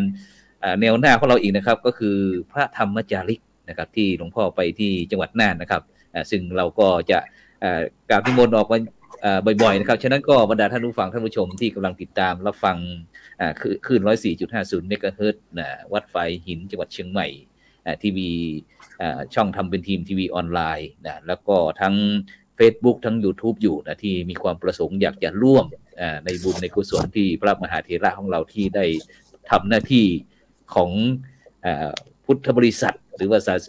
ทหารเอกของพุทธเจ้านะเพื่อบำบัดทุกข์บำรุงสุขนะซึ่งองค์พระสัมมาสัมพุทธเจ้าก็สั่งไว้นะครับฉะนั้นนี้เป็นส่วนหนึ่งนะครับเป็นส่วนหนึ่งนะครับฉะนั้นก็อยากจะกลับไปที่ท่านอาจารย์พระครูประวิตร วรานุยุตว่าอยากจะคุยในแนวในทัศนคติของท่านพระอาจารย์นะว่าในพระสงฆ์ในยุคใหม่หรือว่าในยุคปัจจุบันเนี่ยเราจะเตรียมตัวอย่างไรนะในการเปลี่ยนแปลงของโลกเพราะว่าในปัจจุบันมันไวเสียเหลือเกินนะครับซึ่งแค่โควิด2 ปีนะครับมีการเปลี่ยนแปลงเมื่อก่อนนี้จะมีการบิณฑบาตอะไรอย่างในเมืองเชียงใหม่อะไรต่างๆนี่นะครับในปัจจุบันนี้จะแทบจะไม่มีนะครับคณะศรัทธาญาติโยมพุทธบริษัทเมื่อก่อนนี่ก็ตอนเช้าเข้ามาเขาก็จะเตรียมตัวใส่บาตรกันแต่สถานการณ์โควิดเข้ามาปุ๊บตอนนี้แทบจะไม่มีครับแทบจะไม่มีครับฉะนั้นอาจารย์อยากจะมุมมองของอาจารย์ครับว่าจะพระสงฆ์รุ่นใหม่เราจะเตรียมตัวอย่างไรนะครับในกับการเปลี่ยนแปลงของโลกในปัจจุบันเขาการนิมนต์ท่านอาจารย์พระครูประวิตร วรานุยุตครับผมครับขอบคุณครับท่านอาจารย์พระครูผมมองว่าตอนนี้เนี่ยพระสงฆ์เราต้องปรับตัวเนาะครับกับสถานการณ์เข้ากับเหตุการณ์ยุคปัจจุบันระบบตอนนี้เนี่ยพระเรานี่ถ้าไม่รู้เรื่องของ IT เนี่ยเราก็ตกรุ่นตกยุคละนะครับผมเพราะฉะนั้นเนี่ยทำยังไงที่เราจะแม้แต่การถ่ายทอดธรรมเนี่ยนะครับคิดว่าอย่างที่อาจารย์พระครูโสพลทำตอนนี้เนี่ยก็ถือว่ามันเป็นการเผยแผ่ธรรมในยุคสมัยใหม่นะครับน้องไปได้ทั่วโลกนะครับถ้าเราจะอาศัยอย่างโบราณเนี่ยก็คงไม่ได้ละมันต้องปรับแล้วพระสงฆ์ต้องเรียนรู้นะครับผมในส่วนตัวผมจริงๆผมก็ยังเรียนรู้อะไรอีกมากเมื่อกี้ถามอาจารย์พระครูว่าจะเข้าแบบไหนจะทำยังไงนี่ก็ต้องอาศัยพระรุ่นใหม่เขามาสอนมาต้องกดนี่นะครับฉะนั้น ไอ้ผมว่าพระเถระผู้ใหญ่ก็น่าจะเข้าใจว่าเวลาพระรุ่นลูกรุ่นหลานก็ควรจะสนับสนุนให้เขาได้ไปเรียนรู้งั้นเราไม่ทันโลกไม่ทันเหตุการณ์พุทธศาสนาเราก็จะน้อยธรรมะน่าจะไปถึงทุกที่นะครับในห้องครัวในห้องนอนในบ้านให้มันแผ่กระจายไปหมดทีนี้อันนี้ตัวสื่อเนาะแต่สำคัญคือเราจะทำยังไงให้พระได้รู้ได้เรียนรู้ธรรมะแล้วก็เผยแผ่ให้ถูกต้องนะครับนั้นตัวผู้เผยแผ่ตัวผู้ให้ทำเองเนี่ยก็ต้องปรับให้เรียนรู้กับธรรมะจริงๆไม่ใช่รู้งูปลาสำคัญอีกอันหนึ่งที่ผมเห็นว่าพระเราในยุคใหม่เนี่ยจะต้องเข้าถึงคือการปฏิบัติครับ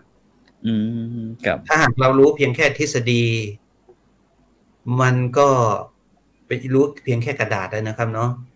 ต้องปฏิบัติเมื่อเราปฏิบัติเราสามารถที่จะพูดได้อย่างเต็มที่ถูกต้องนะครับสามารถที่จะเผยแผ่ได้อย่างถูกต้องเพราะนั้นเนี่ยตัวปริยัติตัวป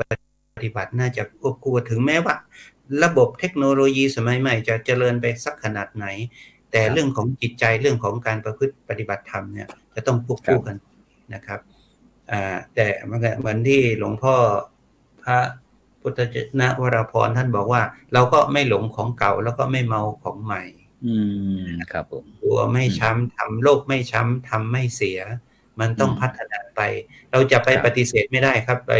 เทคโนโลยีการเรียนรู้เรื่องเหล่านี้เนี่ยตอนนี้มูลที่ก็เลยทำโครงการเหล่านี้เช่นฝึกหัดให้พระได้เรียนรู้เรื่องการสื่อสารเขาก็มีบางองค์กรก็มาช่วยนะครับก็มีพระที่อยู่ในกลุ่มของนิสิตที่รับทุนการศึกษาของมูลที่พุทธศาสนาลุ่มน้ำโขงเนี่ยก็ไปทำทีมกันเข้าอบรมก็มีรายการทีวีเขาก็ไปตัดต่อแล้วก็ไปส่งเผยแผ่ว่าตอนนี้ธรรมะเรื่องนี้เป็นอย่างนี้พระสงฆ์ที่ออกเนี่ยก็ไปออกทีวีอย่างนี้ก็มีครับมันต้องทันโลกทันเหตุการณ์นะครับทีนี้อีกอันหนึ่งนอกจากเรียนรู้เรื่องสื่อเรียนรู้เรื่องธรรมต้องเรียนรู้เข้าใจพระต้องเข้าใจเรื่องของภาษาด้วยภาษาที่เป็นภาษาสากลนะครับครับผมอาจารย์เชื่อไหมว่าตอนนี้เนี่ยกลุ่มที่สนใจพุทธศาสนาแล้วก็จองทัวร์เพื่อมาฟังธรรมมากที่สุดเป็นคนอิตาลีครับตอนนี้ครับผมแต่เราก็ไม่มีพระที่เข้าใจภาษาอิตาลีเนาะแต่เราก็ใช้ภาษาอังกฤษบางทีก็ต้องใช้ล่ามแปล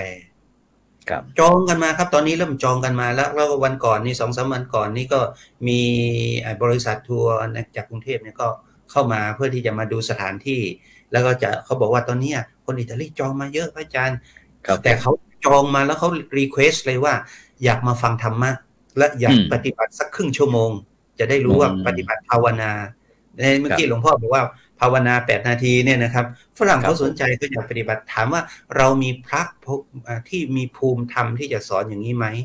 นอกจากภาษาเหล่านี้ผมเห็นอีกภาษาหนึ่งที่ตอนนี้ลุกมากเลยคือภาษาจีนครับครับผมคนจีนสนใจมากครับ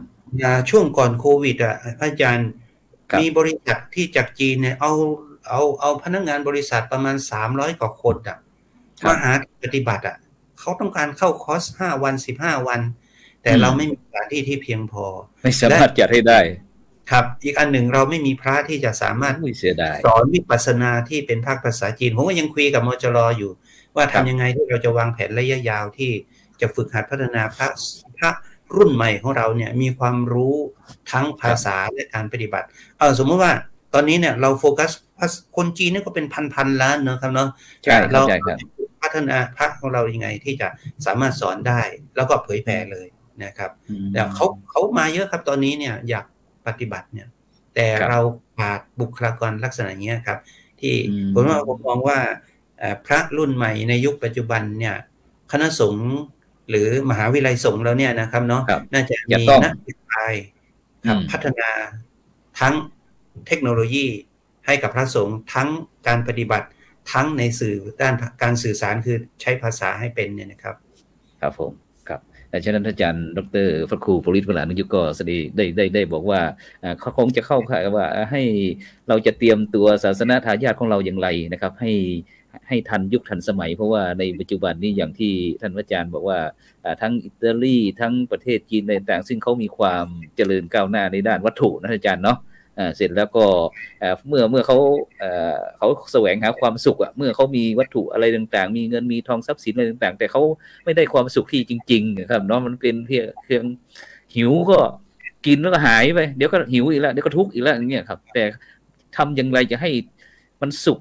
ให้ความทุกข์ที่มันดับไปแบบนานๆหรือว่าให้มีความสุขแบบยั่งยืนอย่างเงี้ยก็เลยวัตถุเนี่ยมันว่ารวยเป็นร้อยล้านพันล้านหมื่นล้านมันไม่ได้ใช่คำตอบของชีวิตว่ามันจะสุขนะครับเนี่ยประเทศที่เขาพัฒนาแล้วเศรษฐกิจเขาดีเนี่ยอาจารย์คิดดูว่า10 ปีย้อนหลังไปเนี่ยประเทศทางตะวันตกเนี่ยจองทัวร์มาที่ลงเชียงใหม่แล้วจองทัวร์มาฟังเทศเนี่ยเยอะมากครับครับผมก่อนนี้บางทีช่วงก่อนนี้จากอเมริกาเนี่ยวันหนึ่ง3-4 กรุ๊ปหนึ่งประมาณ40 คนน่ะที่จองมาฟังเทศครับทีนี้เขาบอกว่าเขายังบอกว่าเนี่ยพระอาจารย์ฝรั่งเนี่ยเขาจองเขาบอกว่าถ้ามีทัวร์ที่มีการฟังเทศด้วยเนี่ยเขาจะจองเยอะมันตรงข้ามกับคนไทยนะอาจารย์ถ้าสมมติว่าเราพาญาติโยมไปเที่ยวเกาหลีคนมีทัวร์ไปเกาหลีบอกว่าได้ฟังเทศด้วยนะกับไปช้อปปิ้งเนี่ยอาจารย์คิดว่าคนไทยเราจะติ๊กไปช้อปปิ้งหรือไปฟังเทศน่าจะไปช็อปมากกว่าหรือไปดูนั่นก็ครับก็อย่างในปัจจุบันครับอาจารย์ครับเวลาพี่น้องของเราพุทธศาสนิกชนของเราส่วนมากก็เวลาการทำบุญการให้ทานอะไรต่างๆแต่พอเจอตอนให้ทานนี่ก็เยอะนะครับเนาะแต่พอเวลารักษาศีลนี่ก็เริ่มหดไปนะครับยิ่งถ้าปฏิบัตินี่ครับจาก100ก็จะมีสัก3%อะไรอย่างงี้ครับนั่นแหละที่ครูบาอาจารย์โบราณที่เขาพูดกันบอกว่าต่อไปนี้พระอาทิตย์อาจจะขึ้นทางทิศตะวันตกแสงแห่งพุทธธรรมจะไปกระจายขยายทางทิศตะวันตกนะครับซึ่งผมก็เห็นว่าค่อนข้างจะเป็นจริงตอนนี้เนี่ย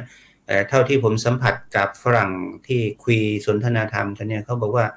เขามีความสนใจแล้วก็ทางโลกตะวันตกเนี่ยเขามีสำนักที่เป็นวิปัสสนาเนี่ยเกิดขึ้นเยอะแยะมากนะครับผมยังเคยได้รับนิมนต์ไปหลายที่หลายครั้งไปถ่ายทอดธรรมไปสอนกรรมฐานเนี่ยแต่ผมก็ไม่ได้ไปนะครับเพราะคิดว่าเราอยู่นี่ก็คนเข้ามาหาแล้วก็ถ้าเราไปที่อื่นมันก็ได้ประเทศเดียวเนาะแต่ที่มามังแชทหรือที่ศูนย์วิปัสสนานานาชาติที่แม่โจ้เนี่ยบางทีวีคหนึ่งมี 4-5-6 ประเทศนะครับ 5-6 ชาติที่เขามาปฏิบัติเราก็ได้กระจายกันที่เราขาดคือเราจะทำยังไงที่จะพัฒนาพุทธบริษัทของเราให้เข้าใจแล้วช่วยกันเผยแผ่ทำให้ได้ครับซึ่งโดยเฉพาะตอนนี้หลวงพ่อพระครูพิสิทธิ์ประชานาถก็คงจะ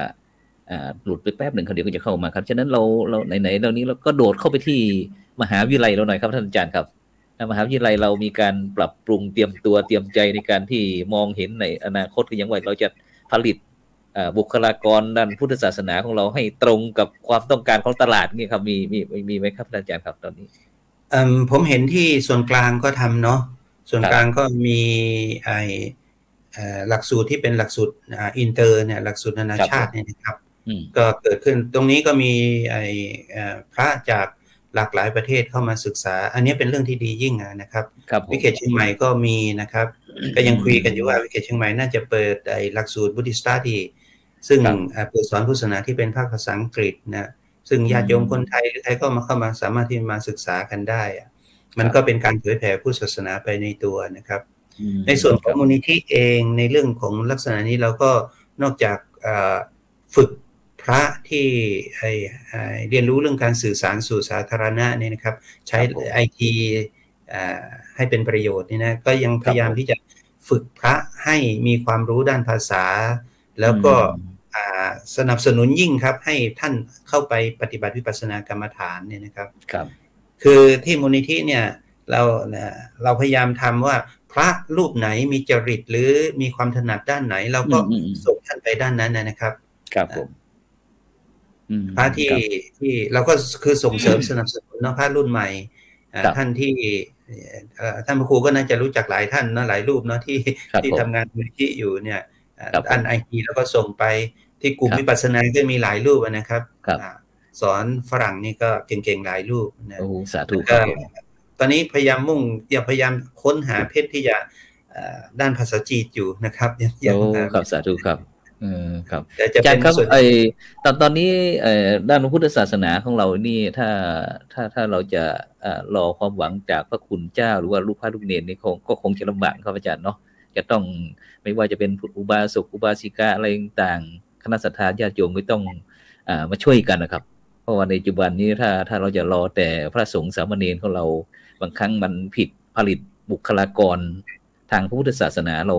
มันไม่ทันครับเพราะว่าเรามาเจอปัญหาอะไรต่างๆที่ทำให้การพัฒนาพระพุทธศาสนาบุคคลของเรามันไม่เต็มรูปแบบนะครับฉะนั้น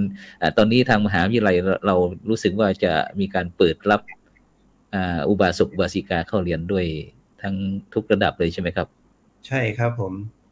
เพราะว่าจริงๆแล้วเนี่ยพุทธเจ้าไม่ได้ฝากพุทธศาสนาไว้กับพระสงฆ์สามเณรเนาะฝากพระพุทธศาสนาไว้กับพุทธบริษัททั้งสี่นั่นหมายถึงว่าญาติโยมอุบาสกอุบาสิกาก็มีส่วนในการเป็นรับผิดชอบก็คือเป็นเจ้าของพระพุทธศาสนาเหมือนกันว่าเมื่อมองลักษณะนี้มจรเราก็มหาลัยสงฆ์แล้วก็เปิดรับให้กับฆราวาสญาติโยมเข้ามาศึกษาพระพุทธศาสนาศึกษาก็มันมีหลากหลายคณะนะครับก็มาศึกษาได้ก็พอแต่ว่าแกนของทุกไม่ว่าจะเป็นคณะไหนนะครับเนาะก็จะต้องศึกษาในเรื่องของพุทธศาสนาก็จะมีเปอร์เซ็นต์ให้นะครับว่ากี่เปอร์เซ็นต์แล้วก็ทุกคณะทุกสาขาวิชาจะต้องเข้าศึกษาเรียนรู้เรื่องของวิปัสสนากรรมฐานนะครับครับก็ถือว่าจะได้เรียนรู้แล้วก็จะเป็นกำลังของพระศาสนาต่อไปใช่ครับเพราะว่าตอนนี้เราต้องยอมรับจริงๆนะครับว่าปัญหาเยอะจริงๆนะครับแต่เราจะต้องออกมาช่วยกันเพราะว่าจะอย่างที่ท่านอาจารย์พระครูประวิตร วรานุยุทธบอกว่าจะไปรอแต่พระภิกษุสามเณรก็ได้ไม่ได้จะต้องอุบาสกอุบาสิกาต่างๆเพราะว่าพุทธศาสนาอยู่ที่พุทธบริษัท4นะก็ทั้งอุบาสกอุบาสิกาภิกษุณีอะไรต่างพระสงฆ์สามเณรต่างๆที่จะต้องมาแลกเปลี่ยนเรียนรู้กันอย่างที่กับผมได้ถามว่าพระสงฆ์รุ่นใหม่เตรียมตัวอย่างไรเกี่ยวกับการเปลี่ยนแปลงของโลกนะครับท่านอาจารย์ครับอย่างพรุ่งนี้นะครับพรุ่งนี้ที่ได้ข่าวมาว่าที่สถาศูนย์ปฏิบัติธรรมนานาชาติของเราก็จะมีการประถมนิเทศนิสิตใหม่ด้วยใช่ครับเราจะไปใช้สถานที่ที่สำนักปฏิบัติธรรมนานาชาตินะครับจะประถมนิเทศนิสิตระดับปริญญาโทแล้วก็ปริญญาเอกครับซึ่งพรุ่งนี้ก็จะทำงาน1 คืนนะอ๋อครับผมพรุ่งนี้รายการของเราพอดีมีรายการอีกวันหนึ่งพรุ่งนี้ก็จะเป็นพุทธศาสนา4 แผ่นดินก็อาจจะไปทำไลฟ์สดที่นั่นก็จะไปคุยกับลูกๆหลานลูกๆน้องๆนุ่งๆเกี่ยวกับทั้งปริญญาตรีปริญญาโทปริญญาเอกนะว่าทำไมถึงตัดสินใจมาเรียนพระพุทธศาสนามีมุมมองอย่างไรอะไรต่างๆนี่ครับเกี่ยวกับมุมมองของผู้ที่มาเรียนกับมหาวิทยาลัยสงฆ์ของเรานี่นะครับ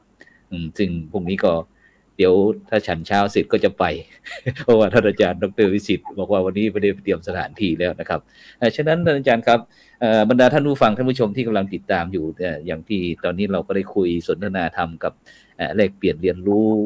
กับท่านคณะครูบาอาจารย์ของเราไม่ว่าจะเป็นหลวงพ่อพระครูพิสิทธิ์ประชานาถดร.หลวงพ่อแดงนันทิโยรองเจ้าคณะอำเภออัมพวาจังหวัดสมุทรสงครามท่านอาจารย์พระครูประวิตร วรานุยุทธ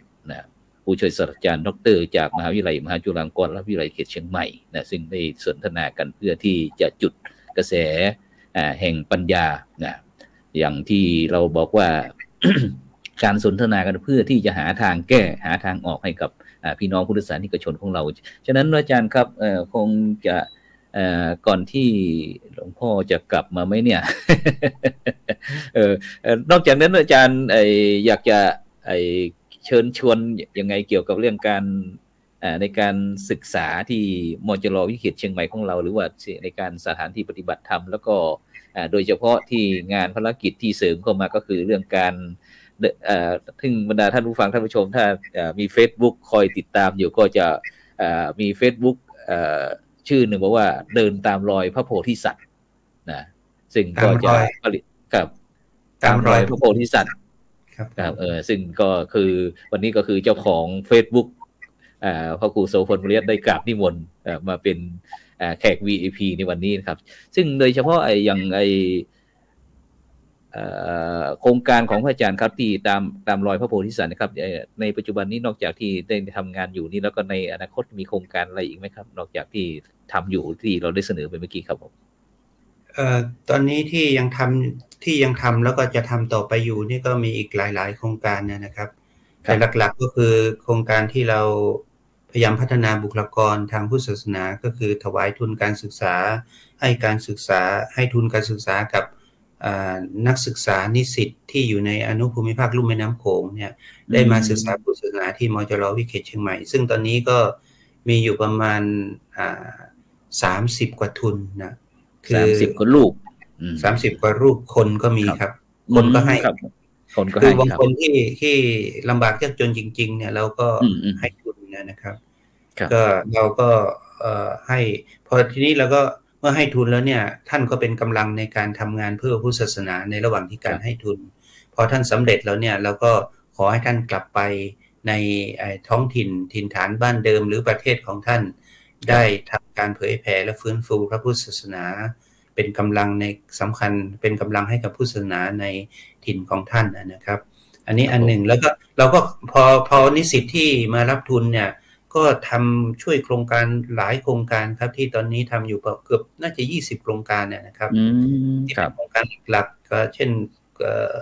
ตอนนี้อีกโครงการหนึ่งคือผลิตน้ำดื่มสะอาดให้กับวัดและชุมชนในถิ่นทุรกันดารในภูมิภาคลุ่มแม่น้ำโขงเนี่ยนะครับครับผมครับนี่ก็อาศัยพระเนี่ยนะครับที่เรียนไปศึกษาเข้าโครงการอบรมแล้วก็ไปเป็นกำลังผู้นำให้ชาวบ้านให้ทางวัดนั้นๆเนี่ยแล้วก็ใช้กันทั้งบ้านนะครับคือปัญหาเรื่องสารเคมีเนาะเมื่อกี้หลวงพ่อได้พูดไว้ใช่ครับใช่มันไม่ใช่เฉพาะประเทศไทยประเทศอีกหลายประเทศก็ประสบปัญหาเหมือนกันลงไปถึงดินลงไปถึงน้ำนะครับแล้วชาวบ้านก็บริโภคน้ำนั่นนะครับเราจะทำยังไงที่จะให้น้ำมันสะอาดเนี่ยพอตอนนี้ทำอยู่น่าจะเกิน50ชุมชนนะครับใน3 ประเทศคือไทยลาวแล้วก็พม่านะครับครับผมก็ที่จะทำต่อไปนี่คือโครงการสร้างชุมชนศีลธรรมจากพระไตรปิฎกคือเมื่อเราไปถวายพระไตรปิฎกเราก็ไม่จบนะครับคือเราก็จะคุยกันให้ชาวบ้านเนี่ยสมมติเราดึงเรื่องของสติเอามาใช้เนาะเรื่องของศีล 5เอามาใช้เนี่ยเราก็ให้ชาวบ้านมาศึกษาพระไตรปิฎกแล้วก็คุยกันตั้งกลุ่มคุยกันแล้วก็เราจะทำยังไงให้เกิดหมู่บ้านเนี่ยเป็นหมู่บ้านศีล 5จริงๆเราคือให้เขาเข้าไปถึงพระไตรปิฎกเลยพระพุทธองค์ตรัสไว้ที่ไหนเมื่อไหร่ยังไงนะแล้วสอนว่ายังไงและมีเหตุมีผลเพราะว่าจริงๆแล้วพุทธศาสนาไม่ใช่ตั้งอยู่บนพื้นฐานของศรัทธาแต่ตั้งบนพื้นฐานของปัญญาก็ให้ชาวบ้านเข้าใจว่าถ้าปฏิบัติตามศีล 5เนี่ยคุณจะได้อะไรมันเป็นเหตุเป็นผลนะครับถ้าเราละเมิดศีล 5คุณจะได้อะไรแล้วเรามาร่วมกันทำไหมหมู่บ้านศีล 5แล้วก็ให้ทุกคนอ่านพระไตรปิฎกคนที่อ่านถ้าคนแก่อาจจะมาอ่านไม่ได้แต่คนรุ่นใหม่เนี่ยเขาอ่านได้แต่อันนี้ที่จะพัฒนาต่อไปนะครับก็ตั้งเป้าไว้ตอนนี้ตั้งเป้าไว้3 ประเทศก็คือที่ไทยลาวแล้วก็พม่าก็ตอนนี้เริ่มก็อาจจะมีนิสิตอาจจะเอานิสิตระดับปริญญาเอกนี่แหละไปลงพื้นที่ในรายวิชาที่สอนอยู่นะครับไปสร้างหมู่ชุมชนศีลธรรมจากพระไตรปิฎกเนี่ยนะอันนี้คือสิ่งที่จะทำต่อไปแล้วก็มันก็มีควบคู่ไปกับอีกหลายๆโครงการเช่นสงเคราะห์เด็กด้อยโอกาสหรือโครงการบรรพชาเพื่อสามเณรเพื่อสืบต่ออายุพุทธศาสนาเนี่ยเราก็ไม่จำกัดว่าจะเอาที่ไหนยังไงก็เอาหลากหลายที่นะชนเผ่าเนี่ยนะครับและที่สำคัญอีกอันหนึ่งตอนนี้ที่กำลังคุยกันและจะทำคือเรื่องของผู้หญิงครับสงเคราะห์เราจะใช่ครับซึ่งโดยเฉพาะในปัจจุบันนี้ส่วนมากเราก็จะถ้าพุทธศาสนาเราก็ที่ลูกพระลูกเนรที่เป็นผู้ชายก็พอจะนี่ได้นะครับเราช่วยได้นะครับแต่ผู้หญิงเนี่ยที่อาจารย์พูดมาเนี่ยอาจารย์มีวิธีการยังไงครับอาจารย์โครงการยังไงตอนนี้คุยกับหลายกลุ่มนะครับว่าเราจะส่งเสริมการศึกษาให้กับผู้หญิงที่ด้อยโอกาสยังไงผู้ชายบางทีเขาไม่มีที่ไปจริงๆเขามาบวชเรียนได้นะแต่ผู้หญิงเนี่ยไม่มีโอกาสตอนนี้เริ่มคุยกับโรงเรียนปริยัติธรรมเริ่มคุยกับท่านญาติโยมที่เขาสนใจเรื่องนี้อยู่นะครับก็คิดว่าอีกไม่นานคงจะมีเป็นรูปธรรมออกมานะครับเราสามารถที่จะช่วยผู้หญิงในภูมิภาคลุ่มแม่น้ำโขงเนี่ย ให้มีโอกาสทางการศึกษาให้มีโอกาสทางชีวิตเพิ่มเหมือนกับเช่นกับผู้ชายนะครับครับผมครับฉะนั้นก็เหลือเวลาอีกนิดหนึ่งครับอาจารย์ครับหลวงพ่อแดงก็คงจะนะครับคงจะยังไม่สามารถที่จะอาจจะมีขัดข้องทางเทคนิคอะไรหรือเปล่านะครับฉะนั้นก็เหลือเวลาอีกนิดหนึ่งครับก็อยากจะกราบนิมนต์ท่านอาจารย์พระครูประวิตร วรานุยุทธนะครับผู้ช่วยศาสตราจารย์ด็อกเตอร์นะครับซึ่งเป็นพระมหาเถระนะครับที่ได้ผลิตผลงานนะครับในทุกรูปแบบนะครับที่เราได้คุยกันเพียงน้อยนิดนี่ครับความจริงอาจารย์พระครูทำอีกเยอะแยะมากมายนะครับซึ่งรายการของเราก็พยายามที่จะติดตามนะครับแล้วก็นำมาเสนอให้กับบรรดาท่านผู้ฟังท่านผู้ชมนะครับเผื่อที่อยากจะได้มีส่วนร่วมนะครับก็สามารถที่จะร่วมติดต่อสอบถามนะครับว่าจะช่วยเหลือท่านอาจารย์พระครูอย่างไรอย่างที่หลวงพ่อพระครูพิสิทธิ์ประชานาถนะครับก็โทรศัพท์อย่างที่เบอร์เราวิ่งด้านล่างนี้นะครับก็089นะครับ5563313นะครับนี่ก็089 5563313นะครับท่านอาจารย์พระครูประวิตร วรานุยุทธนะครับฉะนั้นในช่วงสุดท้ายครับให้ช่วยให้กำลังใจให้ทำนาสาระธรรมะแก่บรรดาท่านผู้ฟังท่านผู้ชมพี่น้องชาวโลกของเราที่กำลังได้รับผลกระทบในตอนนี้เพื่อที่จะได้มีความสุขตามอัตภาพครับขอการนิมนต์ครับคนที่ยากจนลำบากกว่าเรายังมีเยอะครับถ้าเราคิดว่าเรายากจนเราลำบากเราทุกข์เรามองคนอื่นที่สูงกว่าสุขกว่าเราก็คิดว่าเราขาดแต่ถ้าเราก้มมองไปที่คนที่เขาทุกข์ยากลำบากจริงๆบางคนไม่มีแต่รองเท้าจะใส่ไม่มีเสื้อผ้าจะใส่ไม่มีอาหารจะกินเราให้มีความสุขว่าให้มีความพอใจกับตัวเองว่าเรายังมีอยู่มองไปรอบข้างเราก็ยังมีบ้านอยู่ยังมีอาหารกินยังมีคนนั้นคนนี้ที่เรารู้จักคอยจะช่วยเหลือเกื้อกูลอยู่หรืออย่างน้อยเราก็มีพุทธศาสนานะครับธรรมะของพระพุทธเจ้าที่สอนให้เรามีสติอยู่กับปัจจุบันอย่าไปอยู่กับอนาคตหรืออยู่กับอดีตขอให้อยู่กับปัจจุบันอย่างน้อยที่สุดปัจจุบันอยู่ที่ลมหายใจเข้าลมหายใจออกทำวันนี้ให้ดีที่สุดพรุ่งนี้ก็จะดีขอบพระคุณท่านอาจารย์พระครูนะครับที่ได้นิมนต์มาแล้วก็ขออนุโมทนาให้ญาติโยมท่านผู้ฟังทุกท่านได้อยู่เย็นเป็นสุขกันนะครับมีความสุขความเจริญในธรรมะของพระพุทธองค์ยิ่งขึ้นไปครับสาธุครับวันนี้ก็ต้องกราบขอบพระคุณหลวงพ่อพระครูพิสิทธิ์ประชานาถนะครับรองเจ้าคณะอำเภออัมพวาจังหวัดสมุทรสงครามนะครับท่านอาจารย์หลวงพ่อพระครูประวิตร วรานุยุทธผู้ช่วยศาสตราจารย์ด็อกเตอร์นะครับจากมหาวิทยาลัยมหาจุฬาลงกรณราชวิทยาลัยเขตเชียงใหม่มูลนิธิกลุ่มน้ำโขงนะครับแล้วก็อีกหลายโครงการนะครับที่หลวงพ่อทั้งสองรูปนะครับได้มาถ่ายทอดให้ประสบการณ์ให้พวกเราได้รับฟังเพื่อที่เราจะได้มีส่วนร่วมได้เป็นส่วนหนึ่งนะครับในการที่จะบำบัดทุกข์บำรุงสุขนะครับในฐานะที่เป็นพุทธศาสนิกชนนะครับฉะนั้น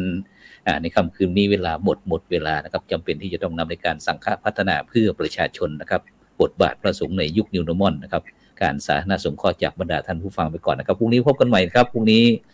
พระพุทธศาสนา4แผ่นดินนะครับ20:00 นจนถึง3:00 นนะครับเวลาหมดเวลานะครับหลับฝันดีมีเงินใช้ไร้โลคาพยาธินะครับไม่เจ็บไม่จนร่ำรวยทุกผู้ทุกคนสำหรับในค่ำคืนนี้ขอกล่าวคำว่าสา